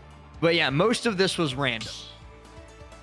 Yeah, so I mean, definitely losers bracket could be an absolute terror. I'm looking down there, and yeah, there's definitely some strong names to be noticed. I know Boo's down there, Tatanga's down there. There's some killers for sure. Osh just saying my fault 27%. Yeah. Oops. My fault 27%. Yeah. My fault. Osh should be seated high because he is cool. I'll let the seeders know, Osh. Definitely let the seeders know. We'll tell the seeders. We'll let them know Okay. that you're cool. We are hopping into the next game already. This is, I believe, our final top 8 winners qualifier. Yep. So this is going to be Pete Bro versus Plaga, another Steve. We've already seen a couple Steves terrorizing this bracket throughout today. This one managed to take down Trekked the Terry and you the Pyramithra. But now they got Pete Bro to deal with. Yeah, and this is a matchup that I feel like Mega Man players have developed some pretty good counterplays. Oh man, I say one nice thing about somebody and then they die. I'm sorry, Pete Bro. I didn't mean to. But yeah, it seems like there's some decently good counterplay with the Metal Blade interrupting the minecart, as well as just a lot of abilities to keep Steve in the corner. And oh man, 47% there. Not something you want to be taking. And Pete Bro just kind of getting out-damaged at the moment by a significant margin. Yeah, I mean, it's difficult to compete in a direct contest with Steve for damage, because that character has so much ability to put out a lot of crazy stuff, and a little bit of dribbling off the backboard there, and yeah, nice down smash. Steve already setting up this ledge trap, a very common ledge trap where you set the pressure plate up, and just F smash. As I talk about it, a bunch more things are already happening. these up tilts, and this is looking to be all she wrote for this first game, unless P-Pro can come up with something crazy. That shield was looking a little bit unfortunate there too. Pete Bro manages to survive through it. Looks for the dare, misses both of them. That's going to let Plaga reset off stage with the anvil, but eventually the fair comes swinging in and he's going to be able to find the stock of it. And yeah, you were talking about it. We talked about like genres of characters a little bit earlier too, where we were talking about how like Pac-Man and Game & Watch are both like, hey, this character does a lot of weird stuff. These guys are also part of that genre where like every time you watch a Steve or a Game & Watch, or not a Game & Watch, a Mega Man, you might, like, unless you're intensely familiar with the character, you might see something new. Oh yeah, and here we go, the up smash, not gonna get the kill just yet. But yeah, a lot of people like to call Steve like the ultimate matchup check, because like, if you do anything even slightly wrong. Oh, that's you? Okay. I think that's me. Well, you're a person, so I am correct. Somebody once said, yes. So yes, they did. Okay, but yeah, I mean the ultimate matchup check. So as you said, it's absolutely that. But Mega Man does have a lot of those things as well. And as we see, yep, don't be rolling into that one. And I said, you know, P-Pro had to make something crazy happen to come back here. And I don't want to jinx it, but this is already looking a heck of a lot better than the first two stocks. Maybe that SD at the beginning was a little bit shaky for P-Pro, but now they're able to, you know, get a decent amount of percent. I know there's already a diamond on this last stock, but at the same time, P-Pro is slowly working their way through these walls, forcing slowly. The wall just gets put right back up immediately after. That's so unfortunate. Oh, but P-Pro was able to survive. He got past it, and then he whipped it up smash and died for it. That's so unfortunate for P-Pro, but yeah, it feels very reminiscent of how the Mega Man versus Little Mac set was that we saw quite a bit earlier, where like P-Pro lost game 1 by just a little bit, but made some very clear adaptations as game 1 went on, and then came into game 2 and 3 and looked way better in them. So I'm wondering if we might see a repeat of that in games 2 and 3 from P-Pro, or if Plaga, that last stock situation from almost a reverse 3 stock, will give them a little bit of a wake-up call. Like, okay, I got to take this Mega Man seriously. Let's close this out so I can get my Steve Ditto in top 8 winner side. Oh, that's what it is. Yeah, Maddox is in the other part of that winner's semis. So, well, for the sake of the viewers, I do hope that P-Pro wins, because not that I don't like Steve, it's just Dittos, I find her a little bit less interesting than basically every other matchup. I don't know. Have you how many times? How many times have you seen the Steve Ditto? A lot. I've casted a lot of Steve Dittos. Same. How could you ever say those aren't cool? Right? Well, guys? no. Everybody, you're right. All right. Everybody in chat knows. They know that we love the Steve Everybody loves a Steve Ditto. Right? P-Bro, save us. P-Bro out here gonna try to do everyone's work here and make it a little bit more interesting for us. But they're gonna have to run the Steve Gauntlet if they're gonna want to get a spot in the winners finals. So let's see if they can do it. Going back to Final Destination, and wow, what a crazy start here. I don't think I ever see Steve's go for that TNT right at the beginning. It's definitely an interesting option because it doesn't really stop your opponent from attacking you or even coming in on you when your opponent is Mega Man. Like, they literally just throw any of their dozens of projectiles at you. Maybe it's just a quick little check. It's saying, approach at your own peril, because I'm willing to do stuff that makes no sense. The stuff that makes no sense strategy is always an interesting one, because, you know, if not even you know what you're thinking, yeah, how can your opponent? Let me preface what I'm about to say by I'm not calling Plaga an idiot. I'm gonna explain a concept. There's a thing in Smash that I call the idiot mix-up. It's not what Plaga is doing. I'm not calling Plaga an idiot before anybody takes that out of context. But what the idiot mix-up is where you intentionally pick what could be the dumbest possible option in a situation, because nobody's gonna call that out. Why would your opponent expect you to do this stupid, nonsensical option when there are like 3 or 4 smarter options that you could do? But the problem with those 3 or 4 smarter options is that your opponent knows that they're the smarter options and might call you out for them. They're never, unless you've already done it like 5 times, gonna call you out for the dumb option. And so that's why, like, sometimes, like, early games in pools, mid or, like, low-level players can also catch top players off guard by a lot, because they're doing stuff that the top players would never in a million years expect them to do. That's why I call it the idiot mix-up. Nobody expects dumb stuff. Yeah. Yeah, I mean, that's certainly an interesting philosophy. I think that makes a lot of sense. But right now, there's no need for an idiot mix-up, because sitting behind that wall and just up tilting, that's some pretty base level play for Steve's, and it works out really well. A big lead for Pipro basically evaporates off of just a singular interaction. And yeah, Steve just be like that sometimes. Oh yeah. I mean, that's, like you said, the ultimate matchup check. Are you going to go in and get hit with something like that, or are you gonna do something? Are you gonna do something safe, measured, and let them mine for a little bit longer than you probably want to, but enough for you to get a kill? And that up smash was actually really smart there, because even though there was a big amount of ending lag on it, there was a block right in front of Pipro, and he couldn't advance and he couldn't attack Flogger for that. So nice. That was actually a relatively smart one. This is also very similar to how Pipro ended up having to play the set against the Little Mac, and it was probably the first time I'm ever going to say that Little Mac and Steve are in any way similar. But Pipro would find himself a pretty big lead, both in terms of percentages and in terms of stocks. Then he would lose one interaction and just get blown up for it. And the same thing is happening here against Plaga. Yep, and okay, that's one way to punish. And yeah, the F smash is going to do a heck of a lot of percent. And we are slowly seeing Plaga eat back into this game, but at this point, every time they're losing one interaction and winning 3, but dealing half the damage of Steve. That's that disadvantage against Diamond that we've been talking about. It's just so strong, and Steve is just such a great character at exploiting one singular opening. But Pipro doing a really good job of playing off of the Crash Bomber. Gets caught by the lingering of the minecart there. Didn't think that it would still be on the ground in front of him. Has to just wait, gives him lots of resources thanks to the TNT being in the way and discouraging that approach. But Pipro still has a huge opportunity here with Plaga off stage. He's got lots of resources though, so Pipro got to be very careful of both the anvils and the minecarts.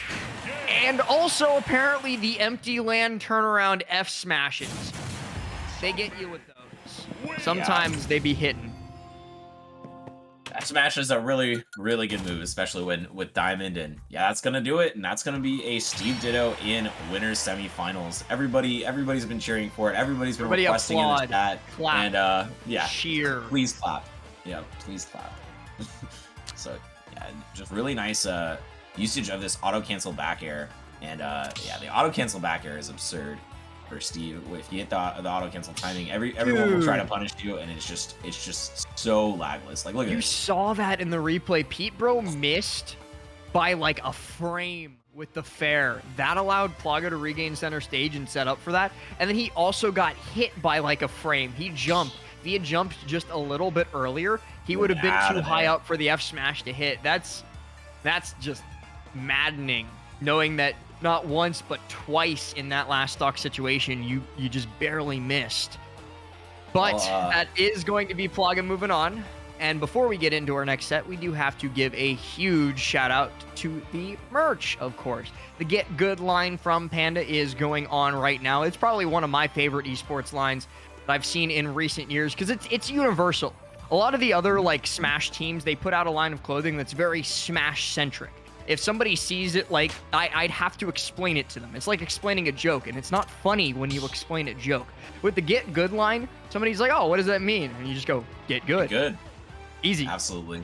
And it doesn't even have to just apply to video games. Like, you can just talk to them about, getting good in life, getting good I'm talking about ballroom dance. Yeah. That's what I got the panda.gg shirt. Ballroom dance, get good. Ballroom dancing. Mm-hmm. Get good at it. Yeah, I mean, if you're not good, if you're not getting good, then why are you here? You gotta get good. You see somebody at a major, tell them to get good. You see somebody, you know, they come up to you with their story about how they died at 27% to hero S To a smash. hero F smash. You see somebody like walking out of the venue with the first place medal on. Tell them to get good. Get good. Get good. Get good. Why don't you have 2 first place medals? I mean, honestly. You What should have happened to won doubles? Squad Strike too, man. Yeah, exactly. Try harder next time. Yep. All right. It's like we're getting into top 8 winners side, though. We got Kage Ice making his return and Mr. Cheese making his return. Get a little bit of Hero Game & Watch action. This one is pretty interesting because traditionally, Game & Watch struggles with disjoints. Hero has disjoints, but they're not the fastest. And Yeah. Game & Watch has a little thing called Bucket, which makes Hero's life hard. Bucket, correct me if I'm wrong, but does not stop hero side B, right? It doesn't stop the side B, but it will stop the neutral B. Yeah, that's what I thought. So for Neutral some- B and like most spells that are Almost, I think, projectile based. all of the spells, actually. I don't think Doesn't there's any... do flame slash though, right? It will lose to the crackle Any of the slash. any and of the flame. slashes. Yeah, any of the slashes, and then obviously it can't reflect a buff, right? But anything Oh, and it can else, reflect snooze too. yeah, snooze is a projectile. Yep. So any of the projectile spells will get absorbed or reflected. I'm actually not sure which ones get which. Like I know, like the neutral B gets absorbed. Yeah. I know like Sizz gets absorbed, Boom gets absorbed, but I'm actually not sure if like Snooze will get absorbed or not. I can't say that I've ever. Yeah, I can't say that I've ever seen this matchup at the top level. Yeah, I mean, we talked, you know, how about Beast Mode Paul, and you know, great player, but isn't someone who's like a mainstay at those major like top 8s. You know, we don't see them fighting against the likes of Maester. We don't see a lot of that that hero representation at the top level. So it's not something that, you know, most people are going to be used to unless there's a hero from their region who's specifically like either a hidden boss or a PR player in that area. So it's always cool to see a character who's not quite that, you know, main top tier that everybody knows super well from being on the biggest stage. Yeah, there's only really one hero that comes into the conversation when you're talking about like the super duper top level, and that's of course Akakisu over in Japan. But even recently, he's been a little bit more inactive and not been having the best time of it. So it's even then you're like, well, I've seen, you know, Akakisu versus Japan's finest, but the only top level Game & Watch from Japan is Mia, and the two of them have never met because Mia only became super active offline recently, and Akakisu stopped being super active offline. So it's like ships passing in the night. We never get to see the matchup at a top level until today. Bamboo Battles 83 for the first time in Smash Brothers history. Hero versus Game & Watch. I'm lying. It's definitely happened before. Hey, no. You don't gotta say that. You don't. Somebody will correct you in the chat, and we'll just completely ignore them.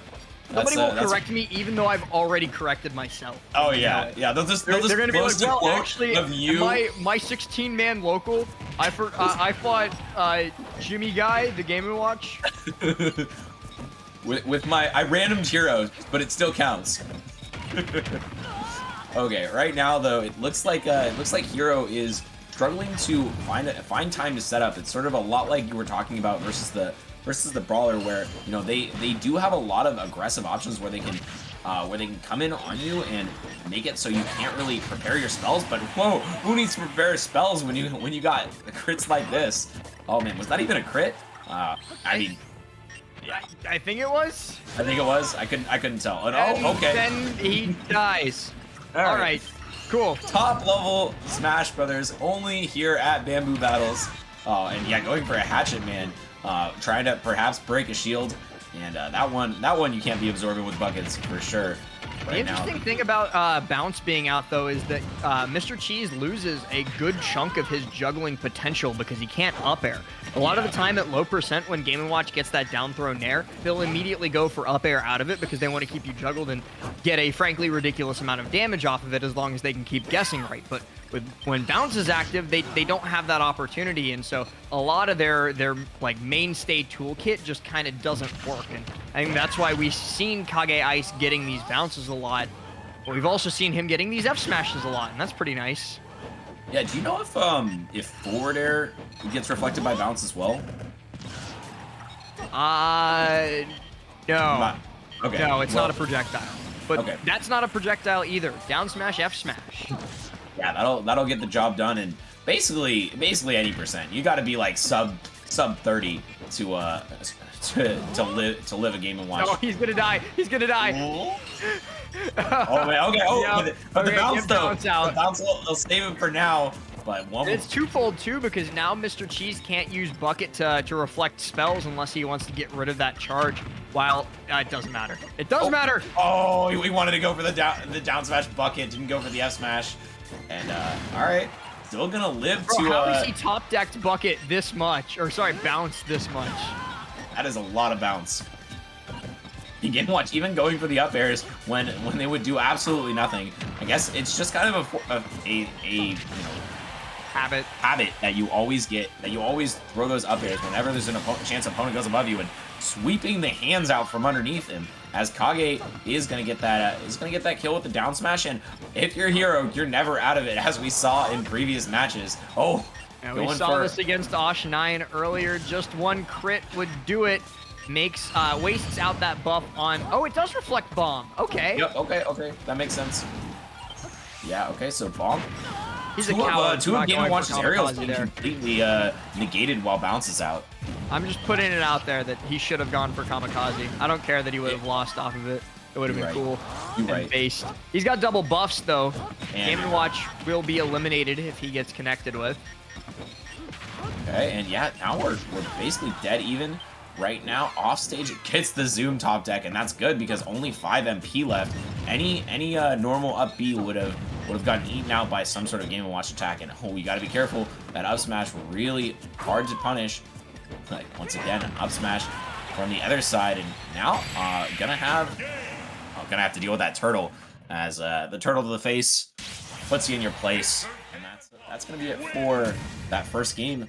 Mr. Cheese coming back from what looked like a very sad situation, you know. I mean, he dying got critted so early. Yeah, off the bat, stock 1, get critted, get evaporated. Then take a deep breath on the Angel platform, center yourself, prepare your mind. Calm. I am immune to cheese. I am the cheese. I am Mr. Cheese. You will not crit me again. And it works out. He takes game 1. Yeah, nice job there, and we'll see if there's any change in stage here. I don't really feel like the stage had a very large impact on that match at all. It sort of seemed like it's nice to have the platforms for both of these characters. They do use them pretty well with Game & Watch, sort of getting those combo extensions off the nairs, and Hero getting the ability to land on the platform with that up B. So yeah, it was just a nice a nice stage for both players. So I wouldn't expect anything to change too much on that. Might have a small battlefield. I mean, maybe if you let a Hero go to Town and City, but who knows? We'll see as they pick it. It doesn't look like this. It looks like they're just running it Probably straight running back back. for the next game. Yeah, completely unsurprising. Like I said, battlefield worked out really well for both these players. Yeah, I And, mean, Kage did get the one early kill off of the crit, but it was a solid back and forth throughout the rest of that, and really good early game plan by Mr. Cheese there. Recognizing that probably off the bat, Kage's going to fish for a buff no matter what that buff is. So I'm just going to get in and get the nair off since they don't have the opportunity to make use of the buff, but he still leads 36% for his trouble. Yeah, I mean, these buffs are a really powerful part of Hero's kit, but if you never give him the chance to use them, if you're always pressuring Hero, this is one of the best ways to deal with it.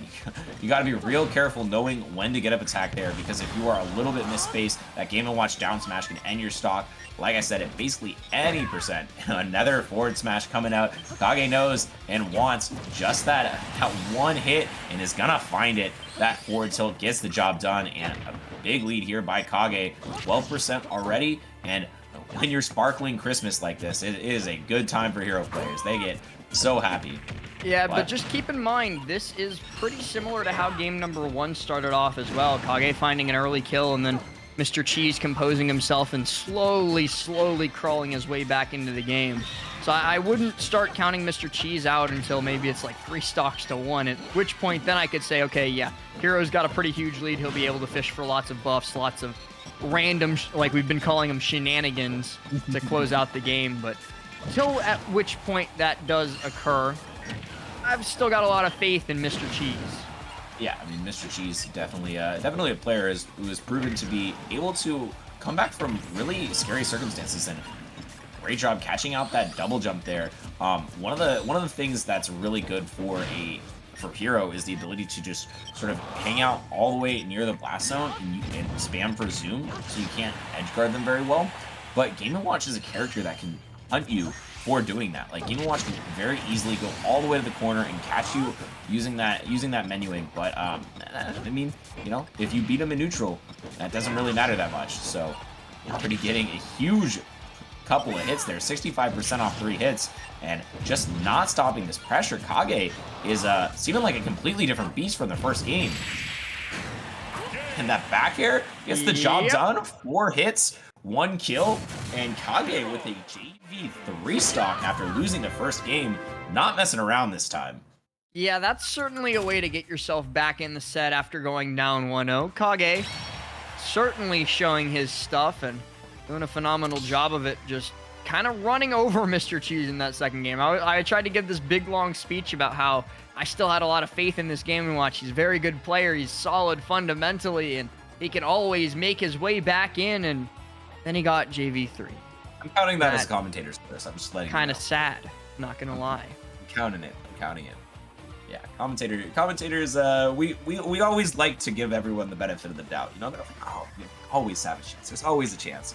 But sometimes the players they have other things in mind. As yeah, just really mixing it up there. And honestly, I don't feel like Kage was playing that differently. I'm trying to think of like the exact differences there were in that match versus the first one, but it didn't really seem like there was anything too crazy. No, he definitely just played it a little bit of a further distance. Tried to mid-range a lot more against Mr. Cheese instead of just trying to box up close or trying to stay all the way across the stage. Because when he's at that mid-range against Game & Watch, he can pay very close attention to what the Game & Watch is doing. So, up B, okay, I'm going to follow it up with a fair. Okay, he rolls in, I'm going to find a dash attack. He rolls out, I'm going to find, a side B, etc., etc. It's being able to just stay at the range where I can hit you, you can't hit me. And Hero thrives at that range. Yeah, I mean, that Hero mid-range with that side B and that back air just sweeping a huge portion of the stage is just like a very important spacing option for Hero. And but when Accelerate comes out, it sort of like changes the entire pace and space that you're allowed to do things against him. Because I mean, right now, Accelerate Hero is the best character in the game. You have to be very wary of that when it is active. Oh yeah, I mean, a lot of characters have some sort of buff that comes with them. You've got Go Terry, you've got Rage Drive Kazuya, you got Arsene Joker, you got Limit Break Cloud, but not all of them sort of pale in comparison to Accelerate Hero. I feel like it's just a completely different beast. The closest approximation I guess I would give any character is Arsene Joker, but Joker doesn't get Arsene on command and like potentially like 3 or 4 times per stock. But a really good down smash to 2-frame there. Going to be able to get that down smash. Now takes the lead. I mean, that was just a little bit unlucky for Kage there, not getting the zoom. Tried for it twice, and he is gonna pay for it. But this time, okay, gets the bounce, gets the kill, and now we're completely even on the second stock. Tries to go for a bucket, and this is a really nice bait out by Kage, but was just a little bit misspaced there. We've seen it multiple times where he tries to bait the bucket out with by faking out the neutral B, and then goes in for either a grab or a dash attack or something like that. So I like the idea, but unfortunately it did not quite work out. Mr. Cheese also slowly seeming to figure out how to invalidate this mid-ranging. He's placing himself around the hitboxes that Kage Ice is trying to throw out to cover space. He's going, all right, you're fairing it like this kind of rhythm, so I'm going to jump in between those fairs and use my superior frame data, and it's working out very well. It's very similar to what Osh did earlier on that Mii Brawler, where like, okay, he's going to do bear, fair, bear, and I'm just going to jump in between the last two, because he's so slow in that one instance that I can catch him, and catch him he does, Mr. Cheese, off stage again. Gets the F tilt this time instead of the down smash, but it kills all the same. Yeah, wow, it seemed like there was such a good avoidance of the down smash, but the end lag on that move is so short that it was just completely able to get a whole nother move out, even between the drift in of that up B. So once again, we find ourselves basically even on the last stock, but this first opening goes to Mr. Cheese, and he is making the most of it, 60% already, and now chasing down the hero. Is Mr. Cheese going to be able to find this kill, or is it time for Kage to unleash the beast? And now two stacks on that bucket. Gotta be careful. I am frankly shivering in me timbers right now for Mr. Cheese. Oh, but he does have the full bucket, and he just dashes in and blows up Kage Ice, moving on to winners finals as a result. Phenomenally played. He was just like, all right, you want a zone? Let's play that game. I got a bucket for you to fill.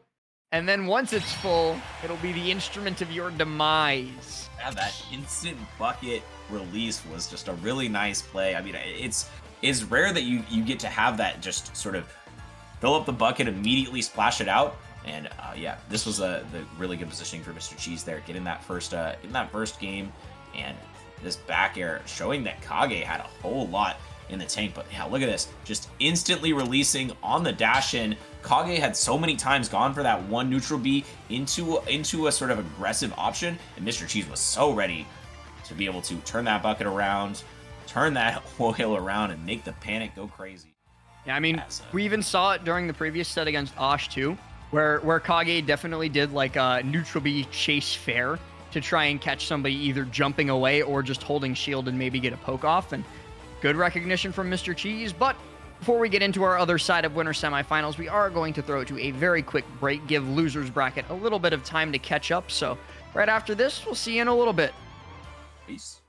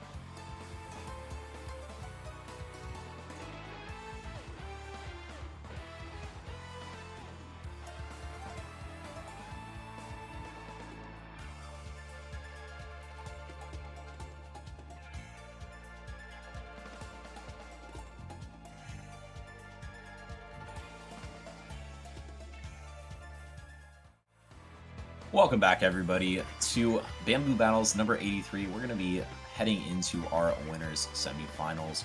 Second part here. I'm here with L4st. How you doing so far today? Doing pretty good. We've seen some phenomenal matches thus far, but we're only about halfway done. And we're not even halfway done with this top 8. We're just halfway done with this stream. We got our other side of winner semis coming up very, very shortly, which is going to be the much anticipated ditto between the two Steves who have made it this far in bracket, and the two Steves still remaining in winners. The opportunity to face off against Mr. Cheese in winners finals, but Maddox actually swapping off. Gonna make it a Sephiroth versus Steve instead of the ditto. Maybe I can't tell you how disappointed I am. Maybe that's why. You know, everybody's like, Sephiroth's the Steve counter. That's probably why. You know, you don't want to play the ditto? You do the Sephiroth. But yeah, I mean, I know all the fans at home are going to be really just as torn up about this as you are, I'm sure. Well, I mean, Maddox has gone Sephiroth earlier in this bracket, did make use of the silver-haired swordsman to defeat Frog earlier on the Steve versus Diddy combo. So they've already shown themselves to be very proficient in the Sephiroth versus Steve matchup when they're not piloting the blocky character themselves. Yeah, nice combo there. And wow, people just really give so much respect to this TNT when it's sitting in center stage. I'm not sure why. It's relatively easy to just, you know, jump over it. I think they're worried about getting reversaled in that situation. Like if you jump over it and then get hit by like a fair, you get knocked straight into the TNT, and then where are you? And probably in the blast zone at that point. That's fair. Good answer. Yeah, but right now, just really good recoveries for. Oh. Maddox tried literally every trick in the book. Tried the down tilt to 2-frame, tried the dash back F smash, tried everything, and nothing worked out for them. Uh-oh, there's another TNT center stage. Gotta watch out. And yeah, oh no, oh man. I'm sorry, Maddox. I didn't mean to. I promise. Just ran straight into the pressure plate. That's a strategy that I didn't think of myself. You play Steve, you gotta know. You gotta know. Oh man. And that's how just getting the dash tag, trying to hit the dash tag onto the minecart plate. Got beaten out for it, and oh, okay, gets grabbed, but not gonna eat the giant punish that we've grown to expect from Steve's. But this time, we're still getting the giant punish that we've grown to expect. 73. Sephiroth not too heavy. Gonna be losing that stock at the next provocation, and that's the thing that I like to bring up when everybody's like, yeah, Sephiroth really is Steve's worst matchup.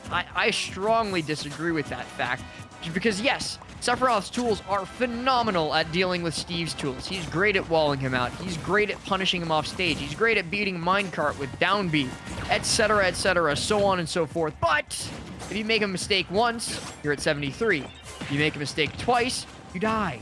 And that's not very good. That's not how the basis of a good matchup, you ask me. So who do you think is Steve's worst matchup now that we're talking about it? I think it's Min. But I think there's a couple characters that could fit that bill. Yeah. And Rob's also pretty bad for Steve. In my opinion, it's between those two. Rob and Rob and Min. Fair enough. Okay, right now... Ivysaur, too. Good point, chat. Yeah. Ivysaur is very bad for Steve. Ivysaur is so good against Steve. But right now, it's seeming to be a Sephiroth is doing a lot better in the second stock. Like, if we see the resource denial, that is always a huge thing to keep in mind against Steve. It's like how much resources is he able to accumulate? How much how many diamonds does he get? How many golds does he get? And right now, it seems like it's slowly coming back up. But oh man, as I say that, you know, he gets all the resources in the world he wants because he gets the stock, he gets a ton of time to mine, and you got to be careful when your back is to this wall like this, as Steve could just roll behind you and do something nasty. But that time, Steve, the one getting clipped, getting clapped for it. And nether counter on the minecart. That's Scintilla's working out really well, and that's the bang. Oh, all right. It's a lot of bang for your buck there. Beats out the get up with the Giga Flare. Now starting to make their way back into this game. Still at a % deficit, but slowly bringing it back, and now actually finding the lead. If they can find another Giga Flare as well, or maybe even a shield break off of that down smash, Suddenly, this is a Sephiroth game. Yeah, and once again, the resources are very low for Plaga. It seems like Sephiroth has finally found the way to deny it, the way to get in. And okay, setting up once again with that neutral B, not going for the full Giga Flare, but another counter on the minecart. Really good at catching, even if you get up. And oh my god, goes for a really low avoidance there, almost getting 2-framed, but not this time. And Steve can recover from anywhere. You should, unless you make a mistake, like dying off stage as Steve is a choice. Well, the biggest thing there was he didn't build a block, so he didn't get the ledge hanger invincibility back. But the back air is finally going to do it, and yeah, okay. It seemed like there was definitely some stuff there that was really useful against Steve. I think the countering of the minecart, even when Plaga jumped out of it, countered the minecart. The Scintilla still hit high enough to catch that jumped out Steve. He wasn't able to counterattack with a forward air or back air. Yeah, right here. Oh like, no! Oh, why did you replay that? The replay of He didn't even step on the pressure plate. Actually, now that I saw that in slow motion, the TNT just ended up going off on its own when he jumped. Oh man. Okay. Okay. Well, it's not as okay. That's a lot less bad than stepping on the pressure plate yourself. It's a lot less funny though. So I'm gonna continue pushing the narrative. I'm gonna say he stepped on the pressure plate. I'm gonna say it. I can be wrong, but I'm pretty sure that's what happened. All right. So we are gonna see a game 2 here. Maddox is up a game. You know, the Steve counter pick is working out. Maybe even if it's not Steve's worst matchup, still has some good tools, like you said, that work out well, as long as you aren't getting hit with those 2 or 3 interactions that you need to die to Steve. You're still going to be able to work pretty well if you're able to deny those resources and you're able to fight neutral and get those kills in disadvantage, or I mean an advantage. And yeah, I think it was a lot of the ledge trapping was really strong with the Giga Flare, with the less charged up neutral B. I always forget the different names of that move.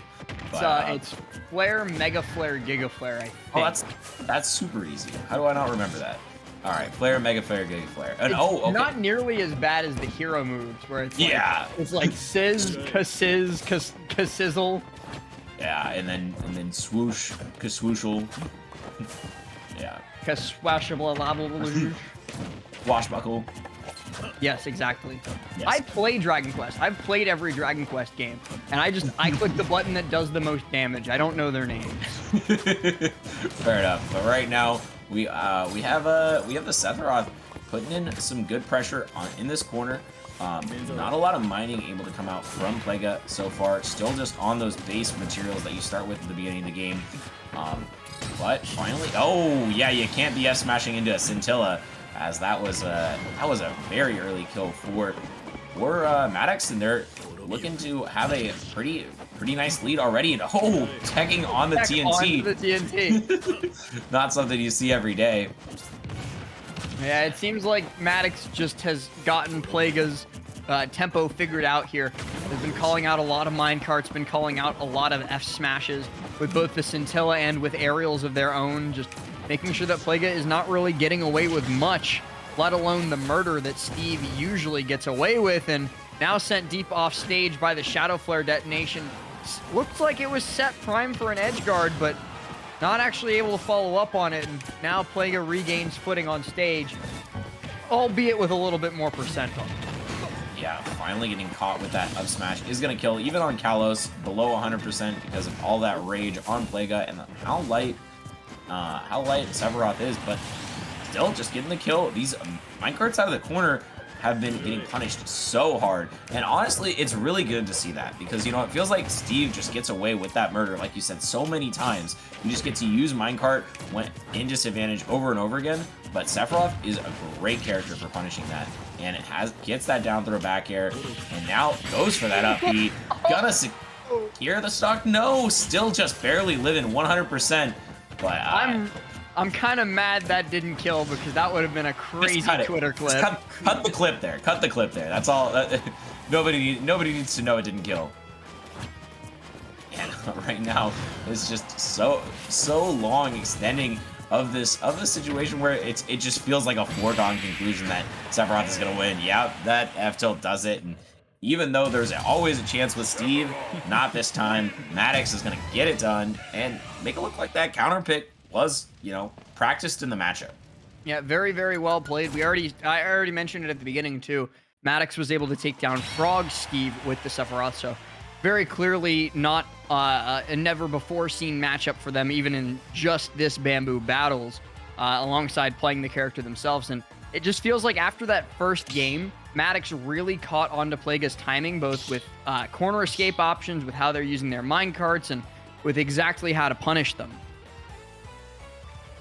Yeah, I mean, that's really what you got to do to make sure Steve doesn't come back into games. It's just, yeah. All right, we're watching this TNT. So he techs onto the TNT, and then Sephiroth moves it with the side B to be just in range to hit Maddox there. To hit Plaga there. Plaga, yeah. Yeah. Very, very well played. Maddox just, again, showing a very practiced Sephiroth and a very practiced matchup. Yeah. And the way the current meta is going, people might need Steve-specific characters in their roster. Like, yeah, I'm a Bowser main, but I played Min Min for Steve, only for Steve. I mean, play Min Min for Steve and Kazuya is like not the worst idea. Like, you know, if you don't want to be cheesed by Kazuya, you don't want to be cheesed by Steve, and you have a Min Min, I think that's perfectly reasonable. Min Min really just is an anti-meta character, isn't she? She's pretty good. She's pretty good at you know, invalidating a lot of the top meta characters. Isn't she like also good versus Aegis? It's good, okay. like good but not amazing. It's Yeah. still doable for strong Aegis players. Yeah, like but it's not like a bad matchup for Min Min, right? No, it's still winning for Min Min. Min Min winning for Min Min. Yeah, I mean those are some characters that people really don't like playing against. So having a character for them, maybe just pick up a Min Min. Be the fighter's pass that you hate so much. Be the DLC that you want to see in the world. Be the DLC. Okay, so it looks like we're gonna be moving on to we're gonna actually see more of Maddox. Yeah, winners finals. We're gonna be we have the upset Sora. factor needed is 3. Sora is the is on the profile for Maddox. Maybe that's another character they play. They're just all the DLC too. That's what let's talk about. Every DLC too. I'm scrolling through this bracket and I'm seeing Sephiroth, Steve, Sephiroth. Let me look back at pools. See, they've used all Steve and Sephiroth. Yeah, I don't know where the Sora is coming from, but they're 6-0 right now, and that's all that matters. Yeah, only dropping 1 game this tournament so far against Frog, and that's no slouch of an opponent by any means. And actually, interestingly, against Frog, Frog lost both the games that they went Steve for against Maddox. Swapped to Diddy for 1 game, won that game too, and then swapped back to Steve and lost. But I'm always confused when there's like a counter pick and then it's like, nah, never mind. Yeah, even when you win the game. Shoutouts to Mr. Cheese's round 1 opponent, Kengar Dongatron. Gotta be one of my favorite tags that I've seen so far. Kengar Dongatron, what a legend. Shout out to Kengar Dongatron, the K rule. Man, I love gamer tags. Gamer tags are just always funny to see, you know.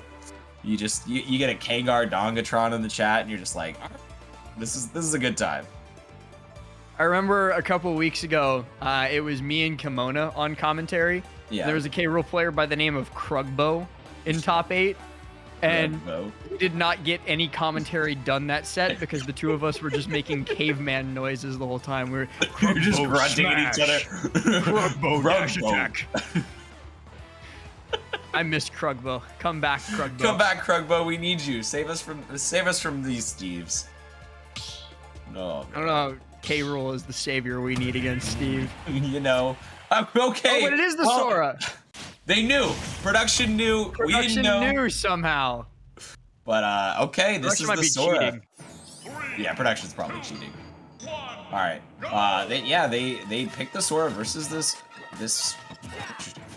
What do you think about this Sora versus the Game & Watch matchup? I think the matchup is okay. I obviously haven't seen enough of it to actually make like a determination. But off the top of my head, like Sora's fast. He can cover space because his jump is so huge, so he can kind of get away from juggles and also chase up high if the Game & Watch up B's early. And he's got a disjoint, and that's like step one to beating Game & Watch is having a disjoint. So. Another thing is, I think he's one of the few characters whose counter actually hits Mr. Game & Watch's up B. Like, almost every character who tries to counter Game & Watch up B when it's going back to the stage, he just goes right by you. But Sora, when he counters, he just doesn't matter if it doesn't matter what you're doing. You're getting grabbed, you're getting knocked off stage. So, I'm already seeing Maddox go for it. And there's another attempt at the counter. Waiting for the last. Holding onto that ledge underneath, trying to make use of the Rising Thundaga. But this might be extremely detrimental. No, they were able to get back up on stage with the freeze. I was like, oh god, this could go so wrong. You're on ledge, it's a regrab, and it's a Game & Watch who's shown a propensity to push F-tilt. Like, this could be very bad. Wow, I'm really impressed so far by Maddox's ability to counter these normally free options. Like you were talking about, Game & Watch, they love to go up B down air. And Maddox is, every time we see Mr. Cheese up B down air, it's been like either an up air to get the kill or a counter to deal a whole ton of damage. So this is something where Mr. Cheese is really gonna have to stray away from their normal autopilot gameplay. Oh, the counter.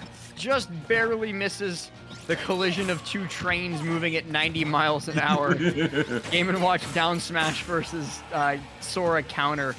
Who wins? It's obviously counter, but like that's still a scary spot. Yeah, and right now, just going up past that ledge, trying to completely avoid the ledge trap and doing so successfully. But if fair on shield, yeah, that's the thing. You get hit with the first hit of fair, and then the landing hitbox of the explosion is the one that gets you. And Game & Watch, such a light character, can definitely die to a lot of these Sora kill confirms. We haven't seen any of the big kill confirms yet, but at any point, like these confirms in up airs or confirms in up smash could be really, really scary for Mr. Cheese.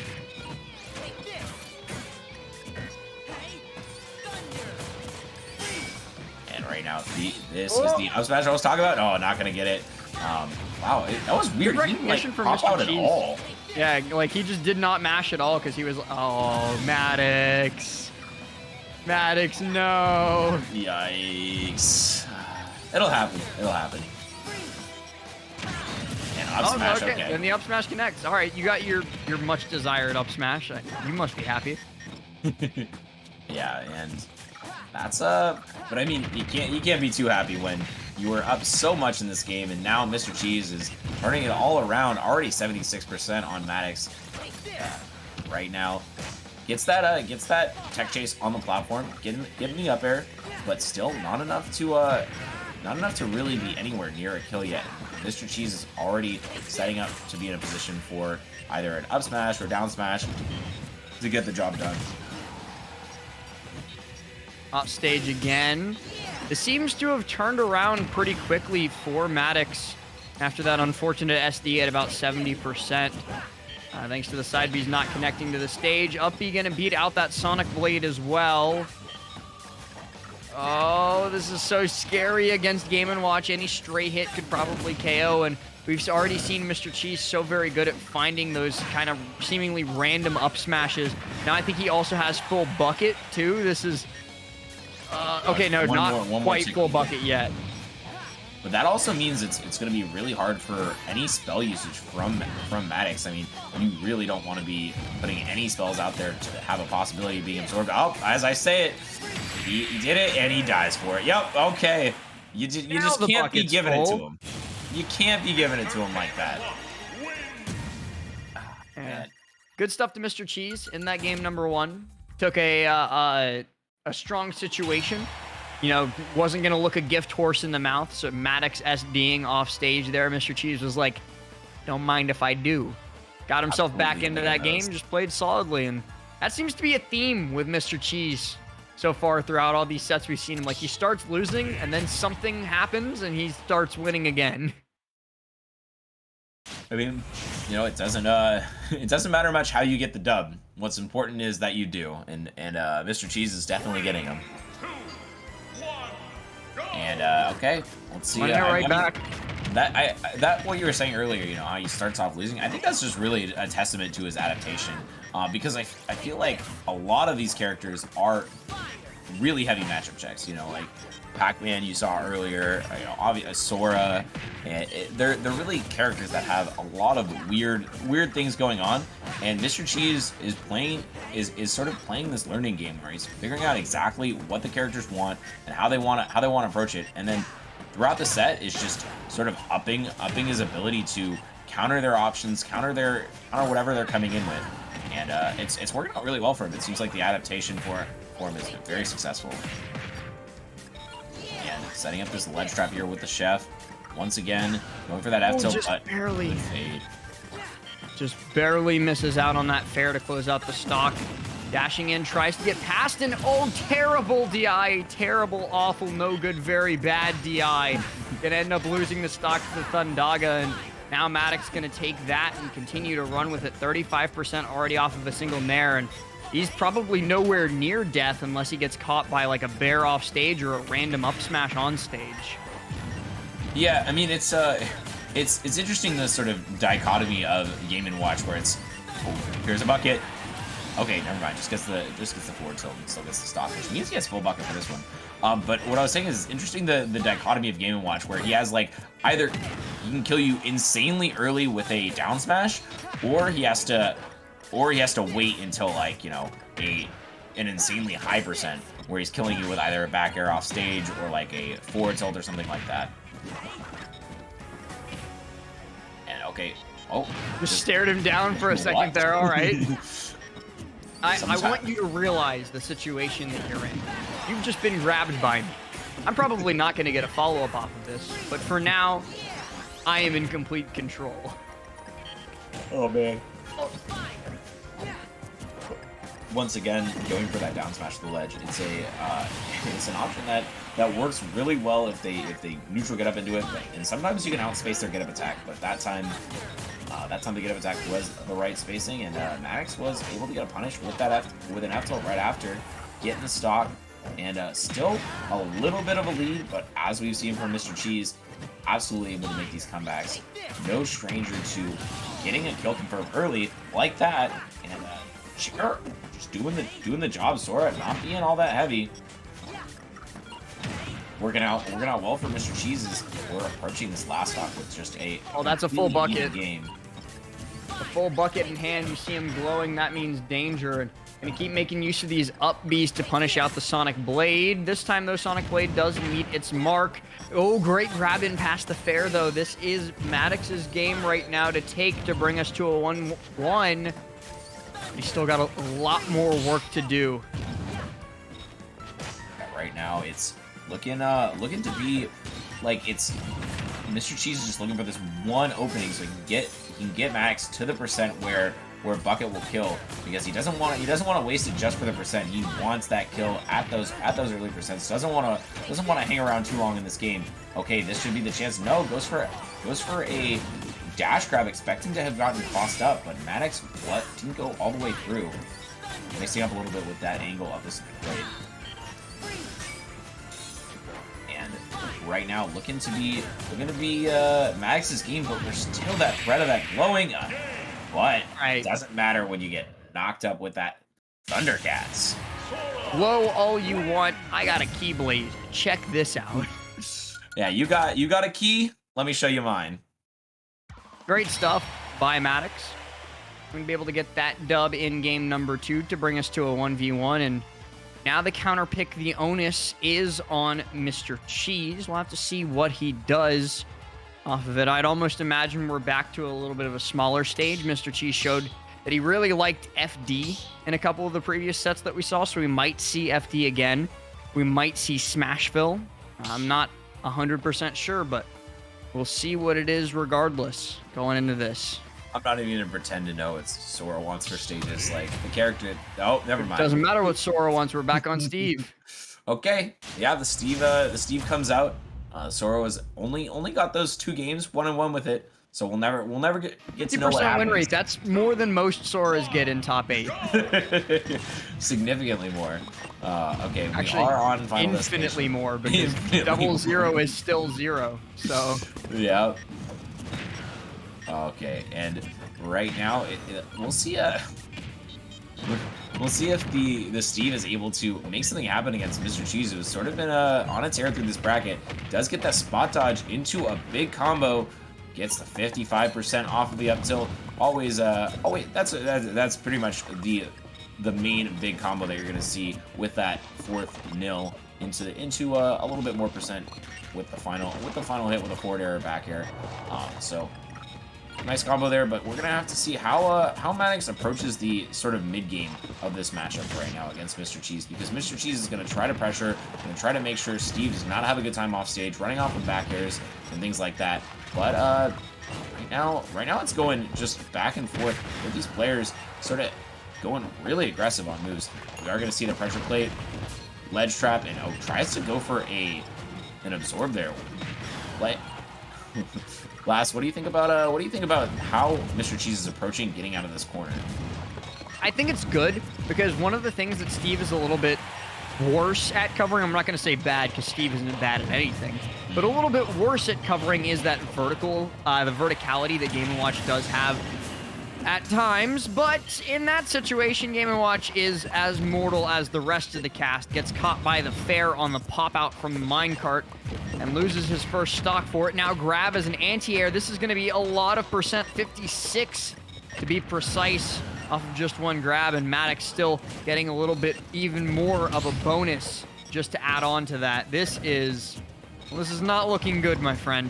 Steve showing to be very, very strong against Game & Watch, and you know, when talking about like what kind of characters beat Game & Watch, it's usually one of two things. Characters that can like out-zone him, or characters that have disjoints. And Steve has both. Yeah, having the ability to zone with the minecart, as well as I guess blocks in a way, or a little bit of a zoning in the disjoints, of course. Very, very apparent. Back air, such a strong move. Pretty much invalidates a lot of approaches. But as we can see right now, Mr. Cheese has once again done what we've seen in multiple games. Start off at a really large deficit, but slowly find his way back in and then get F smash. Well, that wasn't normally what happened in the other games, I gotta say. But yeah, 0%, but on the last stock, potentially, of his winner's side life, Mr. Cheese needs to make something happen, but he's looking to do it here. He's gotten Maddox all the way up to 105%. If he can just find that big critical hit, could make all the difference. Maddox, though, getting a lot of resources back. He was looking a little bit low on the resources side. Mr. Cheese had done a good job of depriving him of those. Until now, he's all back to full. He's got gold, he's got iron, he's got everything a little Steve could want. Yeah, I mean, I think this strategy that Mr. Cheese usually goes for is a very slow, patient, like waiting for you to make a misstep, and it's normally good against a lot of these cheesy characters. But all right, maybe not cheesy characters, matchup check based characters. But unfortunately against Steve, that just gives him so much time to build up these resources. Right now we see a full diamond, 7 iron, and a gold. Not something you want to be fighting directly against.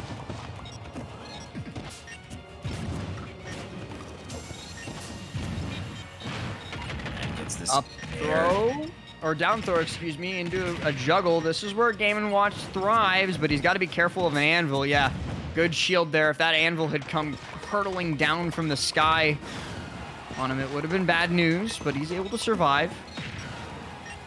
Yeah, this rock paper scissors that Steve's love to go for, where they go for the minecart into immediate double jump anvil, is really, really strong, especially against a light character like Mr. Game & Watch. If at any point you guess wrong, once again, goes for it, but really nice matchup. If at any point you guess wrong, you just die immediately.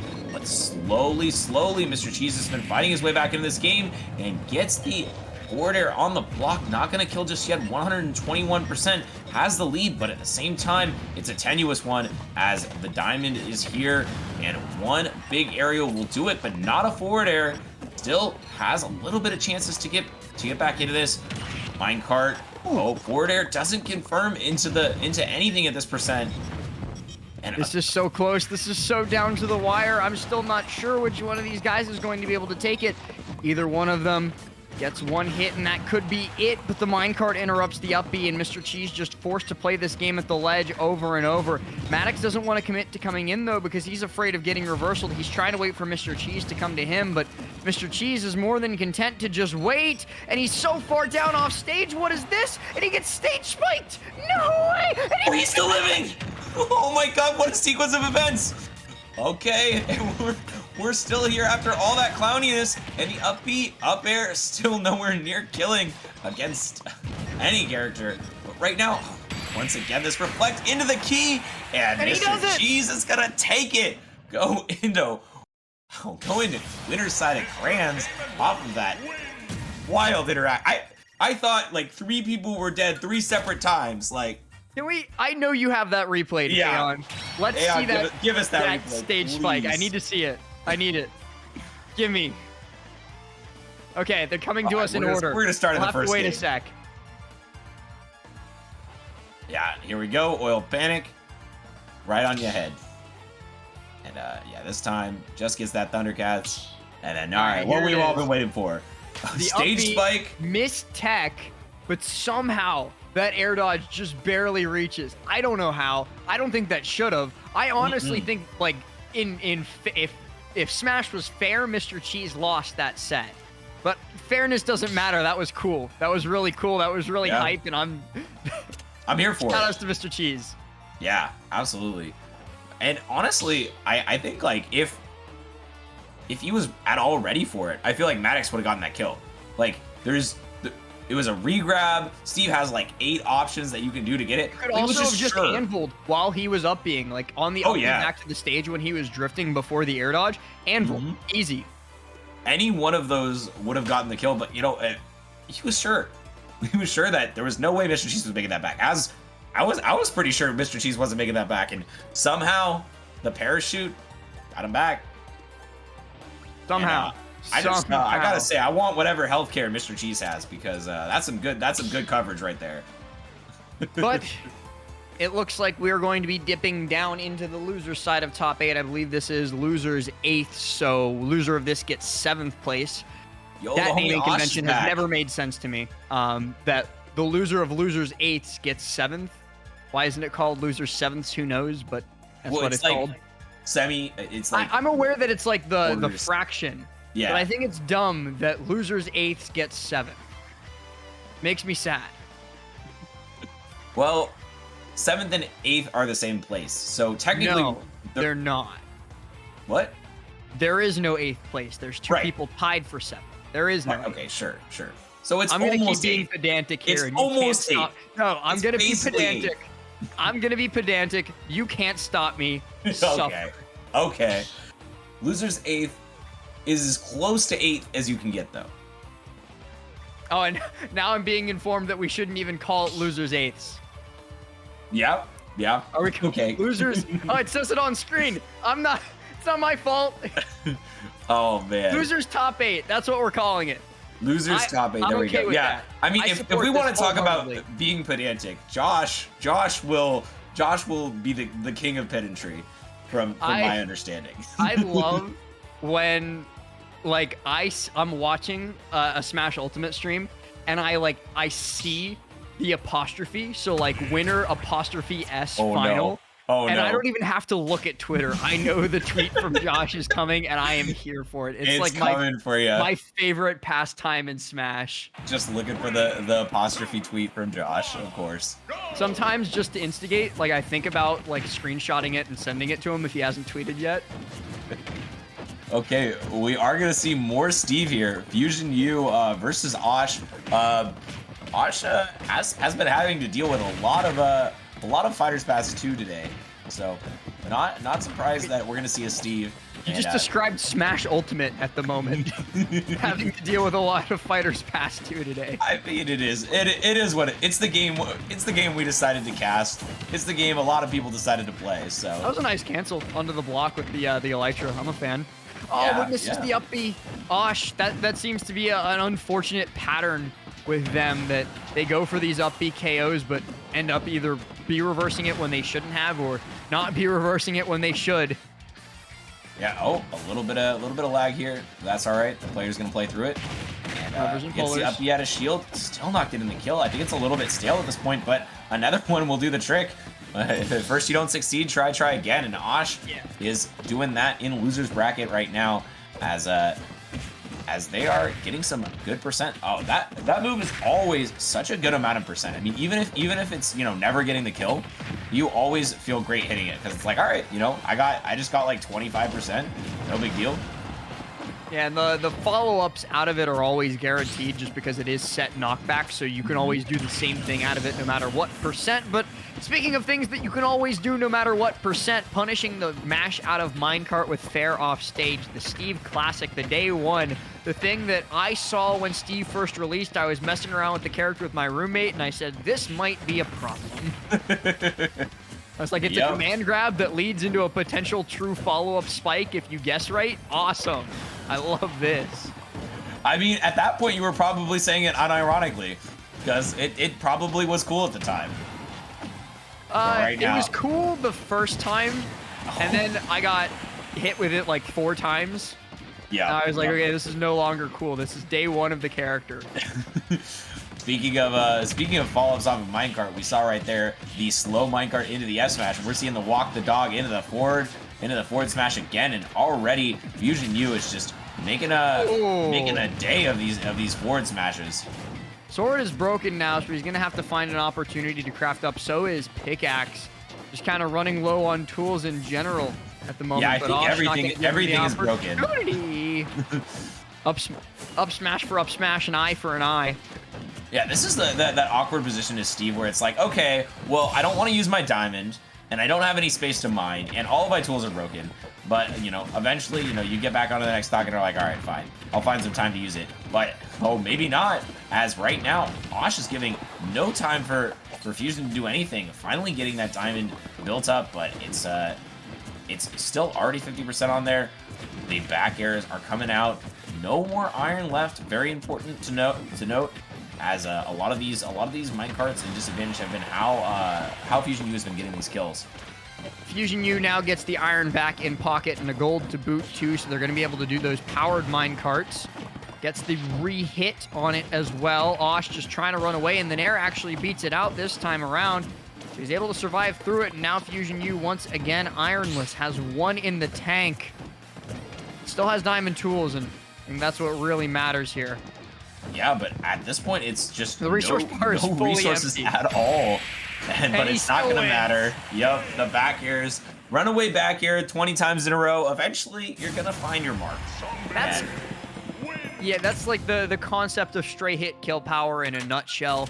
It's like, I've got a lead, both in terms of percents and maybe in terms of stocks, and I'm going to use that lead that I've earned myself, knowing that you're not going to kill me off of 1 neutral win, to just throw hitboxes at you. I'm going to throw them, because one of them is going to hit. If I throw enough things at the wall, I throw darts for 3.5 hours. One of them will probably hit the dartboard, right? Even if I'm blindfolded. Right, one of them's probably hitting that dartboard. You put a blindfold on me and then give me an hour to throw darts at a wall, one of them might randomly hit the dartboard. And that's kind of how Steve plays in those situations. Just minecart, back air, fair, F smash. One of them's going to hit eventually when you give a Steve that much time to play around, and they're going to win the game off of it. Yep. And I mean, that's the thing about having a lead. You know, it's just it's really valuable to have it. And also, you know, when you have that straight hit kill power that Steve does, absolutely, just a really nice usage of the you know, the abilities that Steve has. So I guess the biggest counterplay to that is just, you know, don't let Steve get a lead. Easier said than done, obviously, but at the same time, you know, Osh pressuring right now, keeping it very even. And Fusion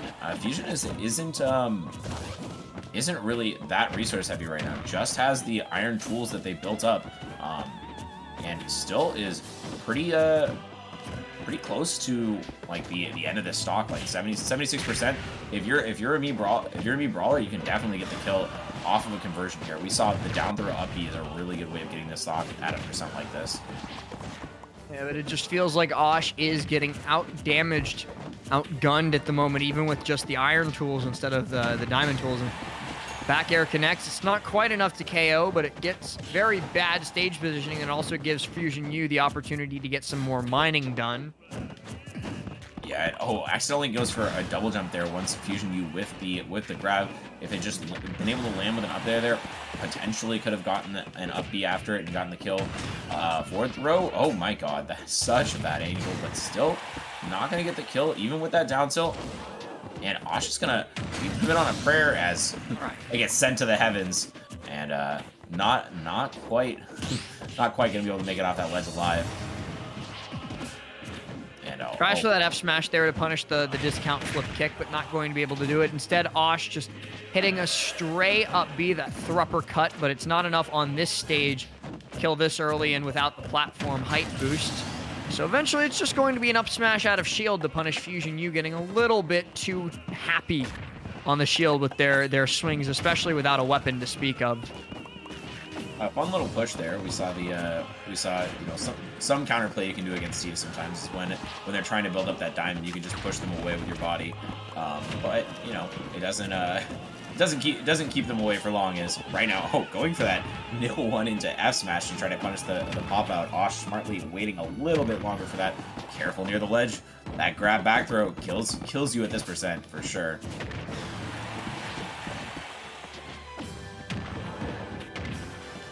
And chasing. Looking for this. Finds the minecart, the powered minecart. Gets the stock. But now stuck, trapped against the wall. That looked like it should have been Osh's opportunity to do a little bit more damage. If he had either anticipated the missed tech or just covered the space with the Nair, I think he could have followed up off of it, but wasn't able to, and now has to deal with a Steve unbound by the restrictions of mortals. I mean, when you have everything you ever want as Steve, it's hard to lose. But I'm so glad he got punished for that minecart, because what was that? Yeah, that was a block place, is what I'm thinking it was. Yeah, I think that was like, so he did dash back. I think he wanted dash back short hop block, but his controller probably did snap back, and so he got dash back minecart the wrong direction. Yep, but it's not gonna matter as the game is over. And so is the set. So is the set. Osh gonna be eliminated at 7th place. Not in losers 8th, in losers top 8. In losers top 8. Losers top 8. Not with an apostrophe. Definitely not with an apostrophe. With an apostrophe after top. Losers top apostrophe 8. Okay, there we go. Perfect. That's how we're doing it. That's just correct. Losers top of the morning. That stands for top of the morning. Yes, absolutely. And Plaga is waiting for Fusion there, and it seems like we're gonna have another Steve Ditto on our hands. Or I guess we didn't have a Steve Ditto the first time. This is the first Steve Ditto. The first Steve Ditto we're gonna have. We got deprived of it in top 8 winners because of Maddox going Sephiroth instead. How dare and you. So they just had to oblige us down in losers. Thank you so much. Fusion U, we appreciate you. We appreciate you running your way through this losers bracket. Oh man, that's some rough matchups. I was just looking through who Fusion U had to play. They had to play Sonic into Kazuya, into Pac-Man, into Brawler, into Steve. That's a rough path. I mean, but it is a Wi-Fi tournament at the end of the day. Kind of to be expected. Okay, right now I think we're waiting for Plaga to come into the lobby. Fusion U did just win this match, so I'm assuming they're sticking around. Yeah, on the other side of the bracket, we have Baltz versus Pete Bro. Still going on. The winner of that is going to play Kage. I do believe Kage is DQing. Oh, right. We were informed earlier by production, not for please nobody go like, oh, he's salty about losing in winners. No, I believe it's for personal reasons. Didn't specify, as they don't have to specify. You can DQ for any reason you want to, but going to have to DQ from this bracket. So whoever wins between Pete Bro and Baltz is just going to skip over losers quarters, head to losers semis, and face off against the winner of our Steve Ditto here. So I guess they at least already know what the matchup's going to be, right? Yeah, exactly. Yeah, I mean it's gonna be a Steve regardless of the outcome. So it looks like Baltz is up in that match, so might earn themselves a spot in the loser semifinals. Oh But no! for now- Oh no! Oh no! Please don't. Wait! Please reset. Please reset. We can't let this happen, right? Please. Because even the no. No. Even the normal thing of like the characters darkening so that you can tell the difference, you can't tell. You can't tell. Not on Enderman. Okay, all right. We have double Enderman, and they're gonna gentleman's a little bit to building up some. Oh, goes and steals from the other one's shop. Why not? But yeah, both these players are gonna be having a diamond already built up, and gotta be careful. Gotta be careful with an anvil right on your head. Just to be safe, I'm not going to call either of these players by name. I'm just going to say the Enderman the whole time, and you'll never know who I'm talking about. The Enderman going to be looking for that minecart, finds the down tilt off stage for the ledge trap. Yeah, and the Enderman coming back onto stage, though, gets the anvil of his own. Enderman right here building a nice big wall, and only one of these Endermen have built up a diamond, and that one's gonna be takes first stock. That one's gonna be flying off into the last one. So Fusion U seemed like they found the openings the earliest, and now keeping with that. Oh, stage tech into footstool just lands right on the blocks though, completely fine. And not nearly enough for a KO at only like 20% though. Yeah, sometimes they go for that double dip though, or they go for the forward air nair double jump fair. You risk reversal in that situation though, so it's always scary.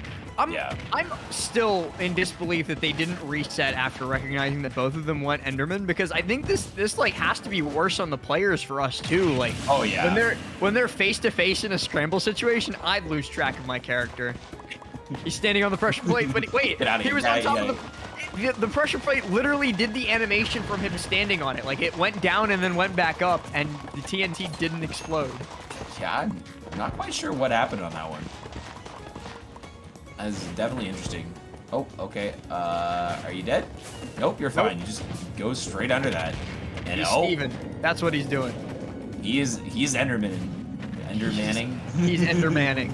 It's like Peyton Manning, but significantly worse. I don't know. Do you think Peyton Manning could win a Smash Bros. Tournament? I think no. No? Okay, so I think Peyton Manning would probably. I feel like Peyton Manning would probably play like a low tier. I sincerely feel that Peyton Manning would be a low tier hero in Smash. I think he would play like King K. Rool or some shit. No, he would be like Doc. He would be Doc? like Doc. Oh, okay, Mac. I can see it. I can see it. We do know the one NFL player who does actually play competitive Smash, though, is Le'Veon Bell, and he's a Mega Man main. Yeah, that's true. Yeah, I almost didn't believe that when I saw that. I was like, wait, what, really? And then it was like actually a thing. I fought him on Elite Smash before. I lost. That's cool. He changes his tag pretty often, but if you ever run into, I think it's Juice 23, the Mega Man on Elite, that is Le'Veon Bell. Very cool. All right, right now the Endermanning, I think is much more likely to win a tournament than Peyton Manning is, as just taking a huge amount of damage from that that anvil into back air, and still gonna be able to make it back. It's Steve. Dying off stage of Steve, remember, is a choice. It is a personal choice. It is your fault if you die off stage as Steve. Oh man, just building a whole castle together. You know, it's nice. I don't know if I would call these castles. They're more like dungeons. Dungeons. All right, that makes sense. Oh, almost hit that. And, yep, you can't be shielding that one. Yeah, he was dead in any situation except for like the perfect parry. Yeah. But it just shield poked him and he died. Which one died there? Was that Fusion U? No, Fusion U won that. Okay. Fusion U won that one. Yeah, Fusion U was ahead basically the whole game, starting off with the first combo. Yeah, just look at this. Look at this. Uh-huh. Uh-huh. Yep. Riveting. Yep. Oh man, what amazing gameplay. Honestly, we're privileged. We're privileged to be able to see something like this, and then they build. I'm just surprised we didn't see any more funny shapes. I feel like the Steve Ditto is the perfect time to make funny shapes. Yeah, Content Lord Extraordinaire, Why Do Bad Things Happen to Good People, has actually shown me that if two Steves come together in jolly cooperation and have an inventory full of iron, they can build an Among Us.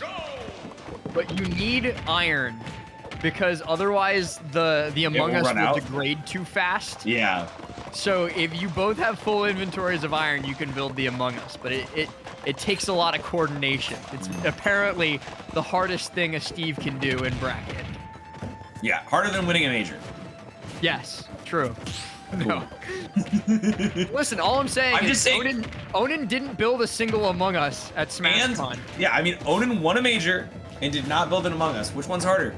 Yeah, which Onan has won a major, has not built Among Us. I think that speaks for itself. It's pretty clear. All I'm saying though is if there's ever a Steve Ditto in grands of a major, they need to cooperate. Don't you put that evil out in the world? They need to build an Among Us. Put that out there. No. Oh, you know what's gonna happen. You know what's gonna happen. You taking first stock. All right, right now, it's Fusion U once again taking the lead first. The Ender Manning, really working out well. But at the same time, 101%. Oh, could at any point turn this around. And, oh, okay. Maybe if you Bermuda Triangle DI, you're not gonna be coming back. Bermuda Triangle DI? Oh yeah, never to be seen or heard from again. That's the first time I've heard that, but that's good. I like that. Oh yeah, it's unfortunate for the people who get sucked into it though. And oh yeah, right now Fusion U just absolutely running away with this, and okay, gets smacked with a little bit of a back air. Has some time to build up the diamond though, and now it's essentially just, can Fusion U find one more big hit for the rest of the game? And yes, he can. Oh yes. I forgot which Enderman was which again for a second, but it was Fusion U, the left Enderman, yes, not the right Enderman. Left, yes. The correct Enderman. The most confusing set of my life, and I'm glad it's over. Why didn't one of them just go a different skin? No. It's an honor thing. Yeah, this is. I don't like it. Very nice Steve setup. You cannot be neutral getting it there. I mean, not like there's a lot of other options you can have it. Oh my god, yep. Just see in Bermuda. All right, but it looks like on the other side of losers top 8, Baltz ended up taking it 2-0 over Pete Bro.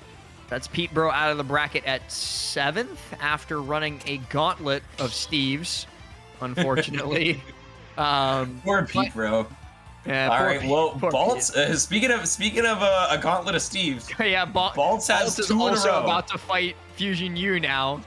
Thanks to Kage Ice's DQ, going to be skipping over that loser's quarters. Yeah, and Baltz did fall to a Steve in the winner's bracket. Got 2-0'd by Maddox. So possibility on that rematch if they are able to get through Fusion U. And as we can see in the bracket here, yep. Maddox waiting in losers finals, and Baltz versus Fusion U coming up right now. Gonna be getting started with this very shortly, and we're in for a very Stevie Christmas. Oh yes. As long as this, I think there is one universe where there is no Steve in Grands, and that's if Baltz sweeps both Fusion U and Maddox. If Fusion U wins versus Baltz, that's guaranteed Steve. Or if Maddox beats Baltz in finals. To be fair, Maddox has a propensity to, pick out some non-Steve characters. We did see the Sora before, so. Actually, just read our chat with our production and TO crew, and Josh actually informing us that Maddox is also DQing. So. No losers finals. Whoever wins this one gonna be moving on to Grands. All right. Well, always nice to have. You just get to skip around, get an extra placing on your belt for free. But we'll see. Baltz already skipped over 1. Maybe he can go 1, 2, skip a few all the way to Grands. It's possible. But yeah, I think we're just waiting for Baltz to go over from the other arena that they just finished fighting in, choosing stages now. But before we get into this set, we might as well take a moment to shout out the Panda Cup online qualifiers. Every region across the US, Canada, and Mexico gets their own regional circuit, which will culminate in a regional finale. And if you win that regional finale, you actually get yourself a ticket straight to the Panda Cup finale in California later this December, which I don't think I need to tell you how important that is. If you've been paying any attention whatsoever to Smash Brothers in the last couple months, you'd know how important the Panda Cup, the first officially licensed circuit by Nintendo for Smash Brothers Ultimate and Melee, is. But obviously we don't have online qualifiers for Melee, just for Ultimate, so go ahead and enter for your region. There's no reason not to, right? Just Absolutely. do it. It's free, and while you're at it, you might as well get good. Get these really nice merch that you can wear while you're fighting in those online qualifiers, and perhaps bring it all the way to the final Panda Cup event. You can see our nice models here. We got Mars, TK, and Vicky looking great in this, rocking it. And I've always been impressed with the quality of Panda merch. It's always really nice, feels good, doesn't wear out quickly. I think a lot of people, a lot of problems with these, made for specific events things are the low quality, but it's definitely not the case with Pandas. They always make sure to source good stuff, and I've always enjoyed their materials. So. Yeah, a lot of the by gamers for gamers merch is really cringe. I'm just gonna put that out there. Like, I wouldn't wear this to a party. I wouldn't wear this to school. I wouldn't wear this to Starbucks. I wouldn't wear this anywhere outside of a Smash tournament. And sometimes I wouldn't even wear it at a Smash tournament. But the Panda line is fantastic just because it's good streetwear. It's not just good esports wear. Absolutely. So just check it out. Buy yourself some. You've earned it. You deserve it. Absolutely. Okay, we have both players in the arena, just waiting to see if Baltz is gonna be able to adjust a little bit more, because it felt like in the first time we saw this matchup, Baltz was a little bit fumbling with how they were approaching the Steve matchup. They were going a little bit too aggressive, not being patient enough, and not countering Steve with the tools that we know Rob has. Like you said, you believe that Rob is an amazing character versus Steve and has all the tools to be able to counteract what they're going to do, and it's just a matter of using the right things at the right time. So I think Baltz did start making some adjustments near the end of the previous set versus Maddox, but we're gonna have to see if those are gonna carry over against Fusion U, who is their own brand, their own breed of Steve. Could be any number of different options from them.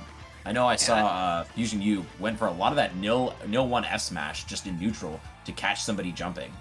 Yeah, we actually did in losers see, well, we didn't see it, but we can see it on the bracket. Baltz ended up taking game 3 against Elam or Pokelam, depending on the day. There's Steve in lower brackets. That is at least emblematic of them figuring out part of the matchup, or at least the matchup against Elam Steve.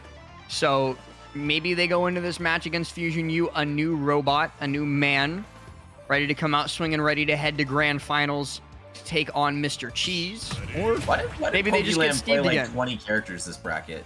Because that is what Pokelam does in Wi-Fi brackets, and none of those characters you'll notice are their main of Villager. Yep. Oh man, Pokelam absolutely a fiend on Wi-Fi. Love to see them out here competing. But right now it's Baltz and Baltz versus Fusion U's Zombie, not going with the Enderman this time. Even after we had an Endermanning Ditto. Okay, so we are gonna see. Oh, okay, already in the corner right now. Wait, hang on. Why is Fusion U Steve or Zombie now when he so vehemently refused to play anything but Enderman in the last set? That's exactly what it said. I was like, what? Like okay. I like it took me a second to register that, but now I just feel insulted. Remember though, I think Baltz feels insulted Steve is a choice. He chose to die there. Yeah. Baltz putting a little bit of a nail in the coffin for that one for sure. And Nils. Big combo right here. and doesn't quite get the finisher, but still 53. You know, that's the classic. Steve, you know, you don't finish your combo, but you still do 50 damage. And right now, Steve is getting hit in the corner, and already Baltz is looking super good for this. Like you said, using that gyro in a good spot against Minecart, and the down air every time. If Maddox played, or sorry, if Baltz played like this against Maddox up in winners, it would have been an entirely different bracket. This is what I was talking about when I said that Rob does so well against Steve. This is what I wanted to, what I love to see. Baltz doing phenomenally with his spacing. I said it during the set earlier, all the way back. I think it was the first set we saw of the day, actually. Or no, it was the third set, because the first set was Baltz versus Troy, the DK. But when Baltz fought against Maddox earlier in bracket, I was like, he's not being patient enough. He's getting caught jumping in. He's getting caught mashing options that are too slow to mash, and he's getting punished hard for it. But now he's showing a lot of patience. He's playing the spacing game. He's using gyro to edge guard. Like this is textbook Rob versus Steve, and I love it. Yeah, absolutely. But at this point, Fusion U is trying to get something started. Finally has that diamond online after all the pressure that Baltz have been putting out against him. And right now, it's looking to be working well. Finally picking up that gyro, and now this sort of impatience that Baltz had in the earlier game is coming out a little bit, going for these raw back airs over and over again, and could be eating a big punish for it. No, manages to find the forward smash of all things to secure that stock, and that's game one going to Baltz in an emphatic fashion. I mean, that was exactly what you were talking about. You know, it must feel so good to feel validated after that earlier match where it was like, oh man, he's not doing all the stuff I know Rob can do. I've seen it. I was like, yeah, Rob does really well against Steve, and then Baltz kind of got shambled, and I was like, I mean, you know, it's like, okay, you can say, I'm right. Rob does really well against Steve, and then you get some random person who just picked up Rob versus like Onan or something, and they're not gonna win. That is my least favorite thing when I see people do that on like Twitter, even like sarcastically sometimes, where it's like I think it was like Tweak versus this poor dude at Shine, where like this guy wasn't seeded to make it out of pools. He was like, I think I found on his Twitter that he had only been playing Steve for like a week or something like that. And he won a very close game 3 set to make it out of pools. His round 1 outside of pools was Tweak, and Tweak shambled him because it's Tweak, right? It's Tweak. But everybody was like in the chat and on Twitter going like, yeah, this proves that Steve actually sucks. I was like, no, no, not at all. This is just a significant player diff. Yup. Oh man. It's really funny because I feel like that's like so indicative of like when you talk to random when you like let the masses like work together and froth themselves into a frenzy, you get like that Men in Black quote where it's like a person is smart, people are dumb, panicky, dangerous animals, and you know it. So I always feel like that when there's any sort of hive mind thing going on. Predator. Anytime anything related to Steve happens, it's just like, oh my god, the hive mind's going off again, aren't they? Alright, into this game 2 here. Right now, like we saw last time, Baltz was able to use that gyro super effectively, as well as the downer to secure stocks early. But when we see the forward air and the down air from Steve, he's gonna add so much percent onto Rob. As it seems like the tables are turning around here a little bit once Steve gets that one opening, because it's all it takes to add so much percent onto Rob. And that's one of those things that, like, you talked about how Sephiroth is like supposedly good versus Steve, but he dies in 2 hits. That's one of the things that Rob has as that advantage. You saw he just got board smashed at like 120%, and he's fine. Obviously, like, Sephiroth does okay. It's not a bad matchup. It's a very doable matchup, but you just have to play really well as the Sephiroth, because every mistake, the punish rings a little bit harder. It hits a little bit closer to home. We see a Rob at 170 and potentially looking for this rising bear. No, instead loses out to the minecart. And in fact, the last iron that Fusion U had in his inventory at that moment. And that's hang why on, you got hang on, Bald. Stop regressing to how you played in Winners. On the back airs. Oh no! Oh no! Oh man, you're gonna take so much damage for this. These no ladders almost get the kill there, but unfortunately didn't get the no ladder one to the left. And yeah, that's gonna get the stock with the side B. So Baltz is doing something here, doing something right here because he's finding his way back in the game, especially after that really difficult start where we saw just so much percent. And oh man, that fully charged laser, it just does so much damage. It's always insane to see. Okay, right now, seems like the dangerous part is really that minecart. As this game, Balls has been hit with several minecarts, which spelled his doom, and now getting grabbed again. And the big difference in this game, I feel like, is just the being a little bit too antsy. Last, what do you think? What do you think Baltz has to do differently to Just finish sit this back. game off right? Use your gyro. It's your best friend. He plays neutral for you. Let him do it.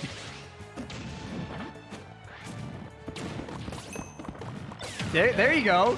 There you go. Use gyro. Bait them into either getting hit by it or picking it up, and then use laser to follow up, or even use your own body to follow up. But just don't go in raw. Let the gyro do the work. Oh, and unfortunately, that rotor arm just a little bit off on the spacing to get the kill, as it was just at the right timing. But now they're not gonna get the kill still. Rob has to find something here, but he will not, as roll behind F smash gets the job done. Fusion U is and even one game apiece. I'm a little bit sad because both of us were like complimenting Baltz's patience so much in game one. They played so well. And then they were like, oh, I won a game? Let's hold in. No! Be patient! It was just like Fusion U made so much of every single opportunity. Like the first interaction got 90% off of a single hit. And then once that happened, once Baltz was behind, it was like pedal to the metal for Baltz the rest of the set. And you know you can't do that. But you know, sometimes when you're behind, you just feel this pressure to go in, this pressure to fight, and you know you have to be careful. You gotta be careful. You gotta be measured in your approaches.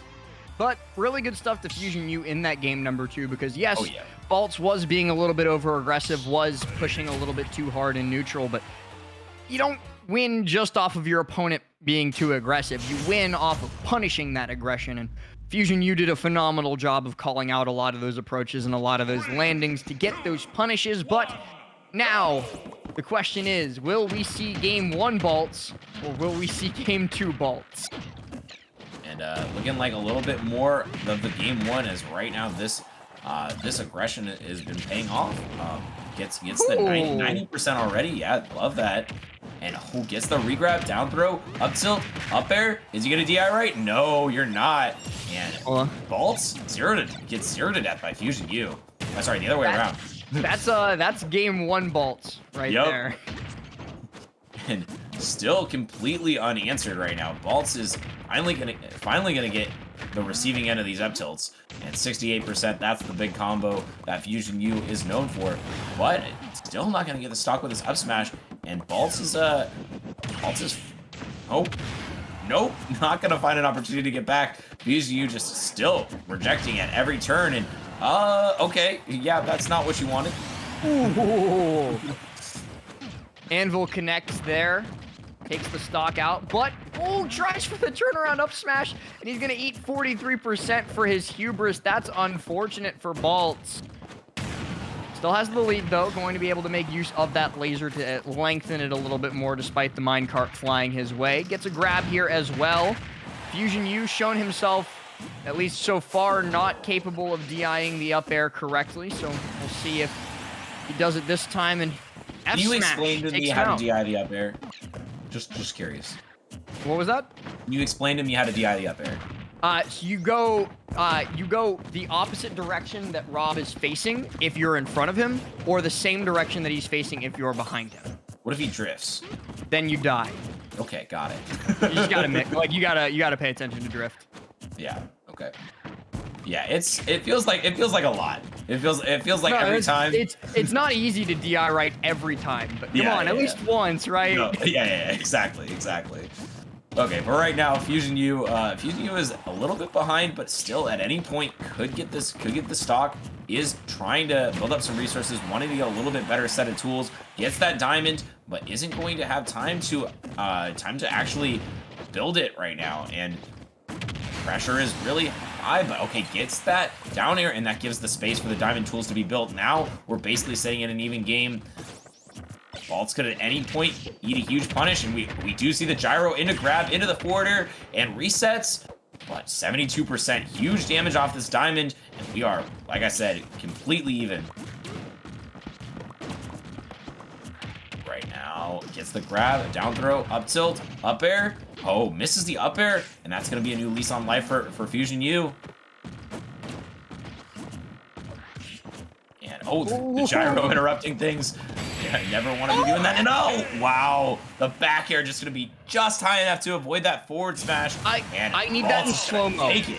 I need that in slow-mo because I know we'll get it, but I need to point out the fact that if Fusion U was just a split inch back farther, or if Baltz had just done the back air a little bit earlier, he would have fallen down and gotten F smashed for it. Yeah, we're seeing the first game here. This is the game 1 Baltz we were talking about, cleaning it up really well, and this is the game 2 Baltz, which unfortunately died to forward smash. And now let's see the this just yeah. Okay, so that time really nice.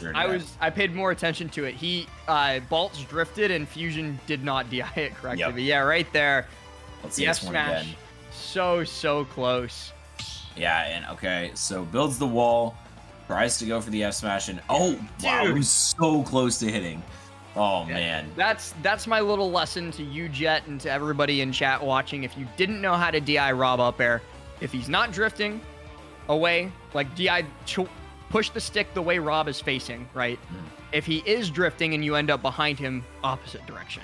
Yep. And you know, multi hits and ultimate have a ton of hit stun on them, so just like you have a lot of time to react to that drift. Yeah, and the thing about Rob is Rob does not have really good air acceleration, so he cannot drift one way and then drift the other way. Not something you can do. Yeah, if he starts drifting, he's going to drift, and you can react to that and DI the correct direction for the up air. Absolutely.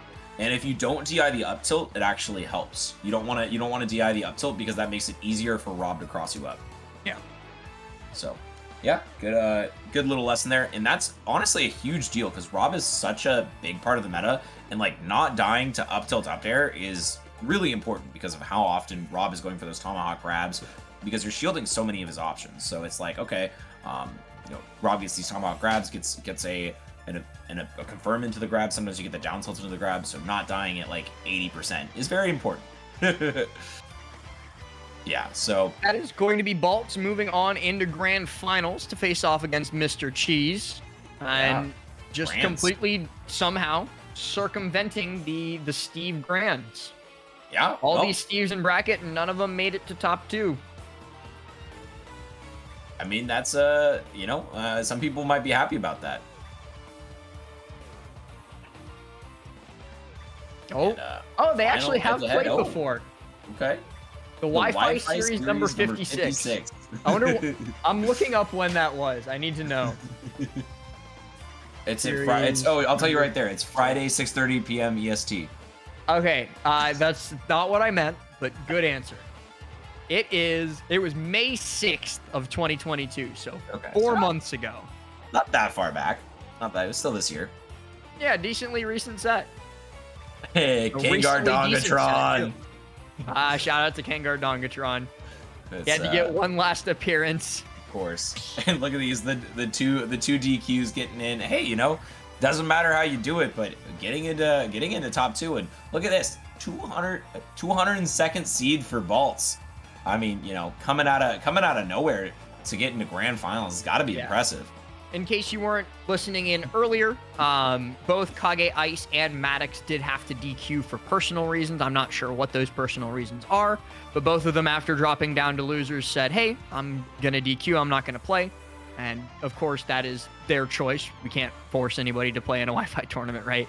So they ended up forfeiting their sets and claiming their places. Kage Ice at, I believe, 5th and Maddox at 3rd after those DQs, and giving Baltz a path to grands. Not too bad of a performance at all.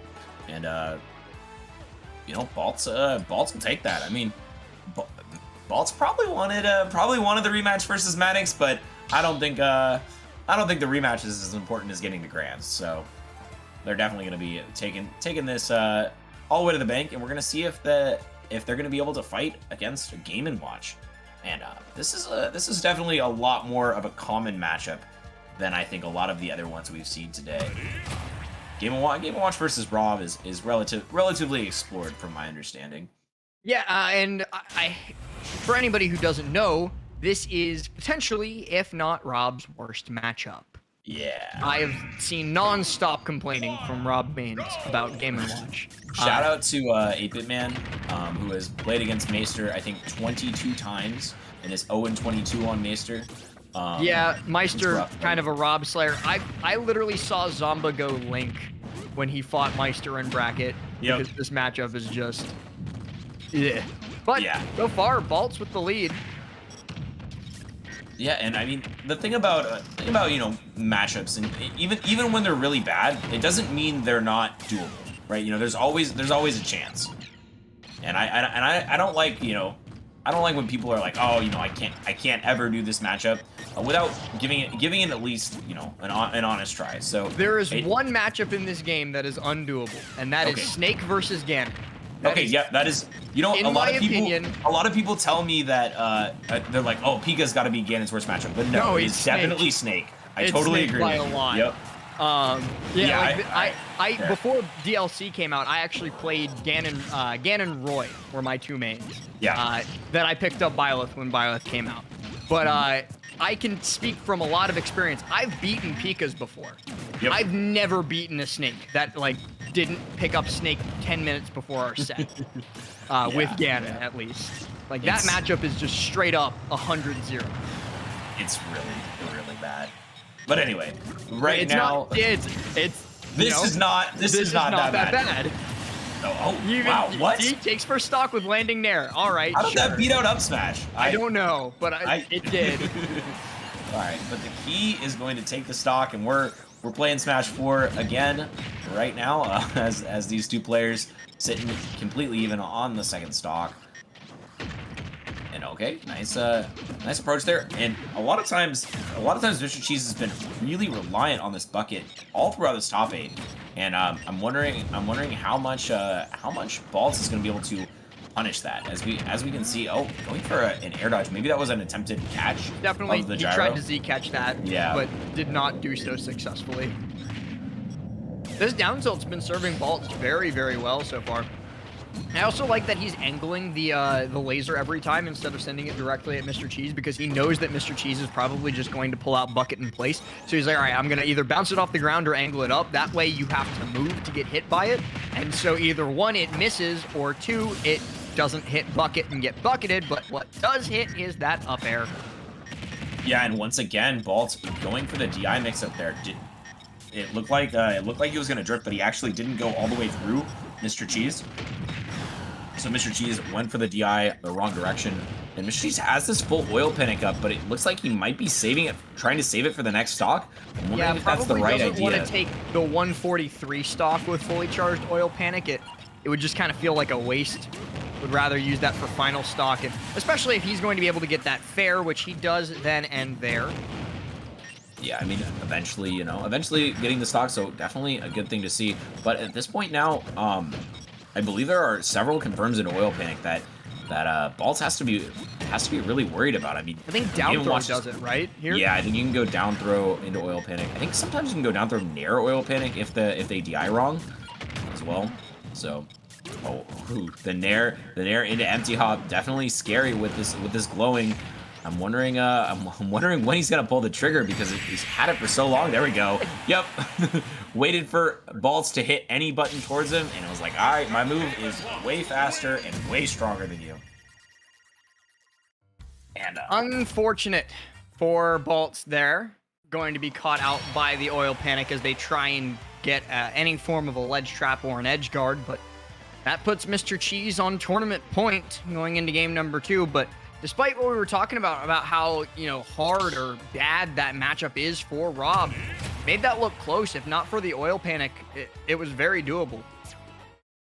Yeah, I mean, that was that was really close. I mean, at any point it felt like Rob could have won that match, but you know, Mr. Cheese waited patiently and played for his win condition really, really well. I think that was a super well done, because a lot of times, you know, maybe you throw up that oil panic early, maybe try to get that second stock because you've taken so long to get it, but was so patient and was definitely able to get it done.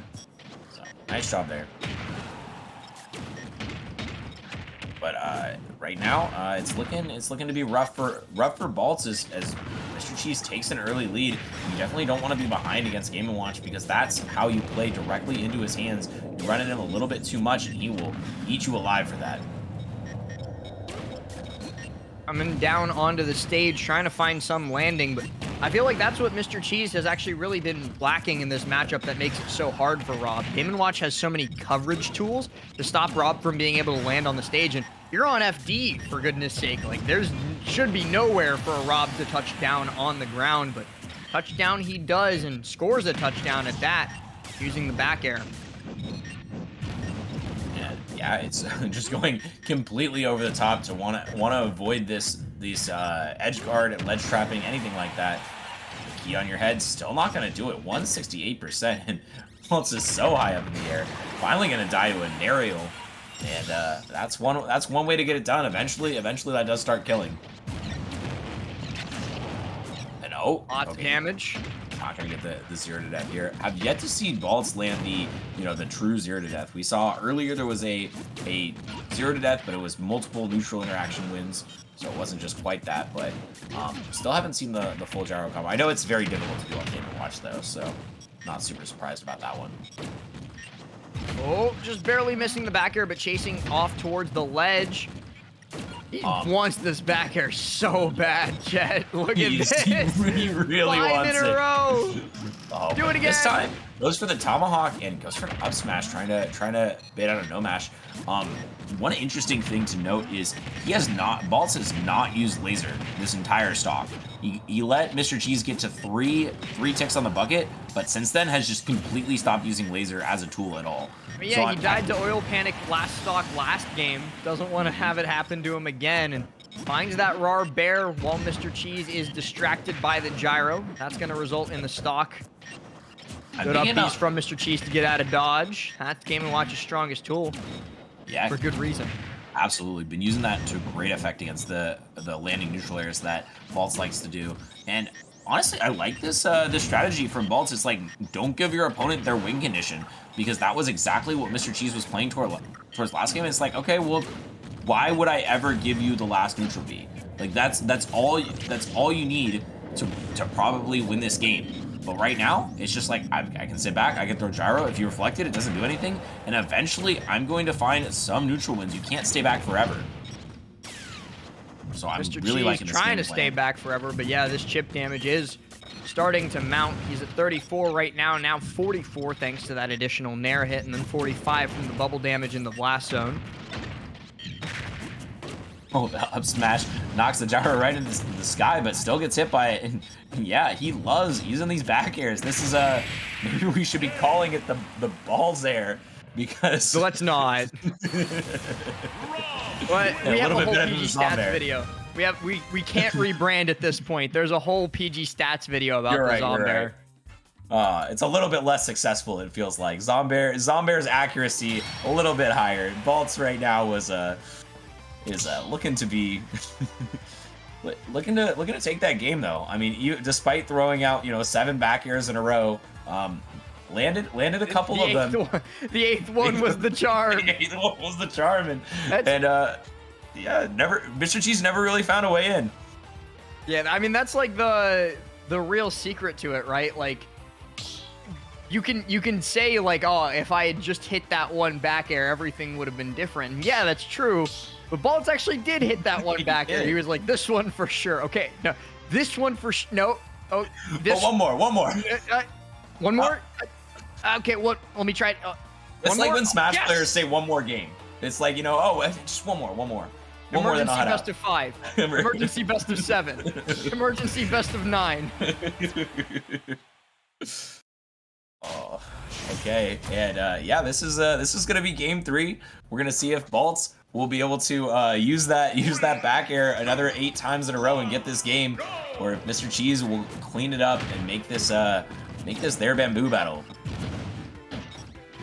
Baltz does end up winning this one out, though that will guarantee us, well, it just will give us, it won't even guarantee us, a bracket reset. This is still best of 3, and he's certainly looking for it here. Finds the side B, but too close to center stage, so that's going to allow Mr. Cheese to make it back up with his miraculous recoveries, but he's still 102% in the hole with no hits on Baltz yet. Once again, setting up this gyro, and oh yeah, are we gonna get the 0 to death again? Mr. Cheese falls out of the up air, but still keeps the pressure going on Baltz's side. Finally gets the nair off the ledge, and now a couple hits in the corner, and unfortunately for Baltz, not gonna get that full 0 to death they were looking for. And no 0 to death, but still not the best situation for Mr. Cheese to find himself in. It's still a little bit dire. Gyro on ledge, yeah, just gonna do drop down up B to circumnavigate it. And gets caught by the first laser in a long time. Yeah, that's exactly what I was thinking about. How many lasers do you think Baltz is going to use this entire game? 6. He's 6? used 1 so far. All right, we'll see. I'll say under, just for fun. Under 6. Okay. Yep. Okay. Oh, barely avoiding that down smash, as it seems like Baltz is weaving his way through these main hitboxes that Mr. Cheese has been going for, and not ever like biting, because you kind of have to approach Game & Watch for Game & Watch to let his tools work against you. And okay, that time you approached Game & Watch, you ran right into your own gyro and ate a chair for it. So that's one way to lose your stock, is just going a little bit too aggressive. Back down, gets the up B once again, and maybe I'm starting to regret my bet of 6 lasers, because he hasn't used another one, and we're 2 stocks apiece. I need 2 lasers per stock. That's perfectly reasonable. My statistical average. But at this point, lasers don't seem to be entirely necessary, as Baltz is just pressuring with the gyro, pressuring with nairs, and never committing too much. This is that Baltz we wanted to see, that patient, not going too over the top aggressive. But I mean, like, that's the thing about Rob, right? He's a zoner, but zoners in like 16 quotation marks, because he has tools to box with the best of them. And that's Absolutely. what Baltz is doing here in this series, just because take out one of his tools, he just kind of shrugs his shoulders and like, all right, I have a bajillion more. yeah, but Mr. Cheese is putting the pressure on Baltz right now, as it's just, even though Mr. Cheese is being forced into the approach, it's still finding ways around Baltz's zoning tools, and isn't falling for any of these back airs. Goes for another one right now, and Baltz is looking a little bit scared. Went for a grab out of shield, but the cross up was enough, and oh, the judgment, bringing me back to double down right there, and it's gonna fall to a forward air. Oh, that's the stock, though. No, the TI. Unfortunate. And yeah, that's one way to lose your stock as Mr. Game & Watch. Oh, a deep back air. That could have closed out the entire tournament, but Baltz able to go up all the way into the sky. Gets caught by another up B, though. 82% on him already. Mr. Cheese trying so hard, so desperately. Close out the tournament here. He does not want a bracket reset. There's my second laser. But I need a whole lot more if I want to win this bet. Yeah, it doesn't seem like Baltz. Baltz it doesn't have a lot of time to use lasers, but it's like, might as well throw them out. No risk at this point. Not gonna be giving Mr. Cheese anywhere near oil panic yet. But man, it's just the complete opposite of the first stock, as Baltz has been yet to land a hit. Finally getting one gyro. But the forward smash. Smash. Okay. And that's gonna be it. Wow, Mr. Cheese, people popping off in the chat for them.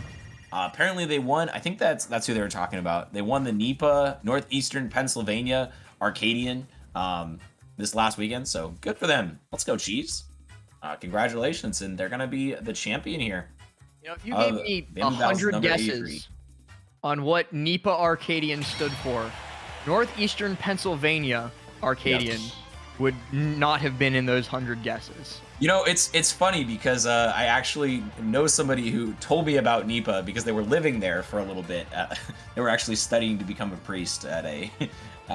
So it was like, there's literally nothing here, but but it's called NEPA, and I was like, oh, you can get on the NEPA PR. They're like, yeah, I'm gonna try to get on the NEPA PR, and I was like, that's what a name, NEPA. You know what? That's actually a pretty good acronym for a southern, or not a southern, for a sub-region. I think my favorite is NEO, because Northeast Ohio. Ooh, NEO is that's good. a solid. Is it NEOH? Yeah, NEOH. Yeah, it's Northeast Ohio.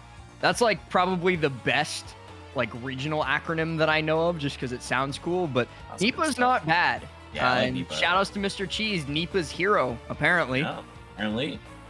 Well, yeah, that was an awesome tournament. We saw a lot of crazy matches and some pretty big comebacks, but at the end of the day, Mr. Cheese is going to make it happen after, I feel like, had 3 close sets in a row. A lot of times it felt like in the beginning they were losing. They were on the back foot, but was able to adapt really well. So that's always the showing of a really good player. And honestly, it didn't seem that cheesy to me, Other than That's why I oil hit him panic. with the Mr. Cheese instead of the hitting Mr. Cheese. Yes, But of course. that is going to do it for the two of us here tonight on Bamboo Battles number 83. Thank you all so very much for watching. Hope you enjoyed it.